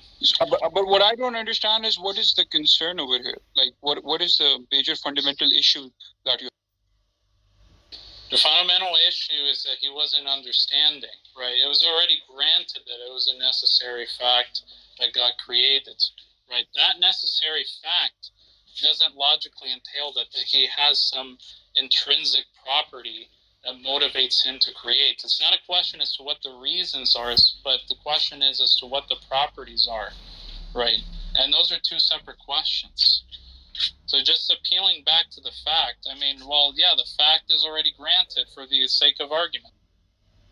So holding this necessitarian perspective, he has already created this idea of intrinsic motivation or having this intrinsic awareness. This idea by itself is also meaningless right now because by design he's already done it. He's already done it. Okay, what? Yeah, he's already done it. But that are you not understanding? That's not like the point. The point is the properties, right, that allow him to create, right, don't entail it's necessary for him to create, and vice versa, right? Because it could still be a contingent fact that he created, but nevertheless he was intrinsically motivated to create, right? So just because there's a necessary fact there alone doesn't show in all possible worlds that's the case that he has that property within his nature to create. That just doesn't follow, right? That's just talking about God being the principle doesn't answer that gap problem, right? It's already granted. The whole God stuff is already granted, right, for the argument. The argument is about like motivational externalism versus internalism. It's not about God necessarily. Yeah, and that's what I was trying to kind of describe you over here is that this idea by itself, motivation, even if you take away this temporality aspect, this is meaningless because since God does by design, by necessity, he's already done it. So this idea of motivation and awareness, there is no gap problem over here. What is the gap? Saying that there is no gap problem? I mean, fine, thanks, buddy, but I mean, did you understand that was what was being said, right? Yes. If it's a necessary fact, there could have still been no property, right, which allowed him to create some intrinsic property or some external property, right? But just because it's a necessary fact doesn't mean that the relation between there being some interest. Oh, wait, let me finish. It doesn't show that because there's a necessary fact that entails that all the set of properties that motivate him to create are one-to-one. That just doesn't follow because the necessary claim is compatible with the externalist claim and the claim that there's no value at all, right? So no. So I think you're beating around the bush right now because I don't understand what you mean over here that he's internally motivated to create or there has to be certain conditions that he has to meet to create. I don't understand this perspective. Can you explain that? Yeah, so there's this whole dialectic in the philosophy of value and motivation that goes back to the question, if values exist and motivations exist, then the value is either internal or let's just say a part of the mind's attitudes, right? Or they're not, in which case they're external, right? That the mind doesn't project its values onto the world. The values are already in the world and somehow the mind comes into contact with them or whatever, right? So presumably most theists are some sort of like intrinsicists, right? So they're going to say that prior to creation, that even makes sense, sans creation, God was internally motivated to create because creation is a good thing and God is good, so God seeks to maximize that which is good, so he seeks to maximize creation, right? He seeks to create, right? Now the question is, just because you hold to that view, that doesn't entail that it was necessary for God to create, right? It could still have been that he could have chosen otherwise. He could have chosen not to create at all, but nevertheless, he was intrinsically motivated to create, right?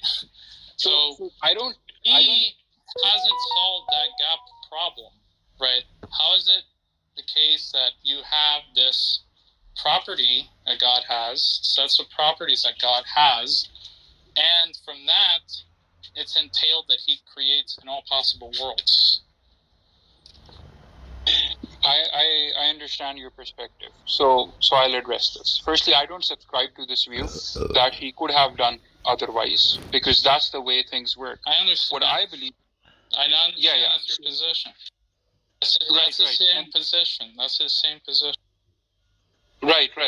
So basically, what I would say over here is that there is no element of stochasticity over here, and it's not God decided to do something and then he did it. This question by itself is actually wrong. So because it kind of adds in this element of temporality, that did he decide? God has done it, so it's already done. So this question becomes meaningless right now. And then from an attribute perspective, you kind of mentioned that if he has motivation or if he has these values, then this kind of entails this that he could have done otherwise. So how we understand this is a very limited understanding of that over here. And it wouldn't apply because our understanding is linked to temporality. So my motivation I cannot be motivated without adding this element of temporality over here. So even if it is intrinsic, so that's how I would kind of address it.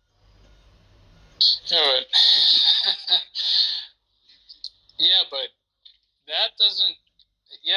That's not answering it at all. You're just saying that it's intrinsic in his nature to create because it was necessary for him to have that kind of intrinsic property in the first place, right? But that's just assuming that the gap is solved by there just being some necessary fact that he has that intrinsic property, right? When I just told you that if he has that intrinsic property, it could still be the case that it wasn't necessary for him to have that intrinsic property in the first place, right? Unless if you want to say, well, that what I just said is just incoherent, okay, in which you just have to show the contradiction then, or like some sort of other, if it's some other claim that's impossible, then just tell me how it's impossible, right? I'd be open ears. Yes. Right. I would say that it's impossible because when you ask this question, you automatically add this element of temporality. Right? No. No, not at all. Okay. I don't see what time has to do with this at all. Ask the question again. Yeah, so like if it was intrinsic, if there's like some intrinsic motivation for God to create, it could still be the case that it wasn't a necessary fact that he created. It was some contingent fact that he could have done otherwise. He could have not acted on that intrinsic property or that internal property of his. So did you hear what you just said right now? So basically, you just said if. Well, I want the impossibility. Yeah, I heard what I just said. I'm just not clear that it was impossible. Right. So once you add in the possibility, you automatically take away this effect of necessitarianism. So then it automatically becomes contingent. You know? The contingentarian part takes away from the necessitarian part, sure, but yeah, I'm saying that God has that internal property, but he can choose otherwise. So saying that would be akin to saying that, you know, there could be something which could be told. So basically, there is only one way things can happen, and you're saying it could have been anotherwise. It's like saying there could be a squared circle, because if this is the only way, how can there be a possibility of another way? So you're saying that it's logically necessary for him to have that necessary fact it's logically necessary for him to create, given that he has that? Yes.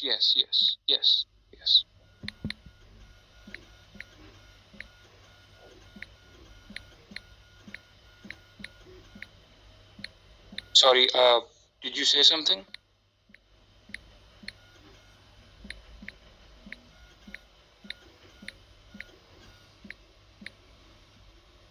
Did we lose Maggie? What happened? Was I audible? Yeah, we heard you. Darth stopped talking. Right. So, I mean, the concept was very simple.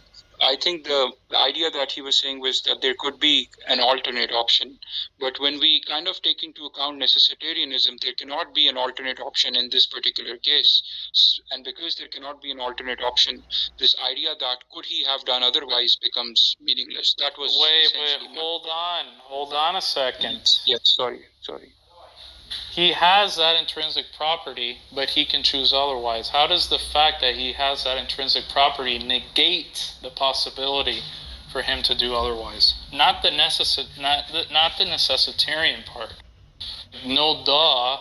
Like necessitarianism and non-necessitarianism can't be true at the same time. So so basically the intrinsic property, I mean, think of it from this way. What he decided was essentially the necessary part. So this having the property... Begging the question again, right? The intrinsic part is already granted. It's within him.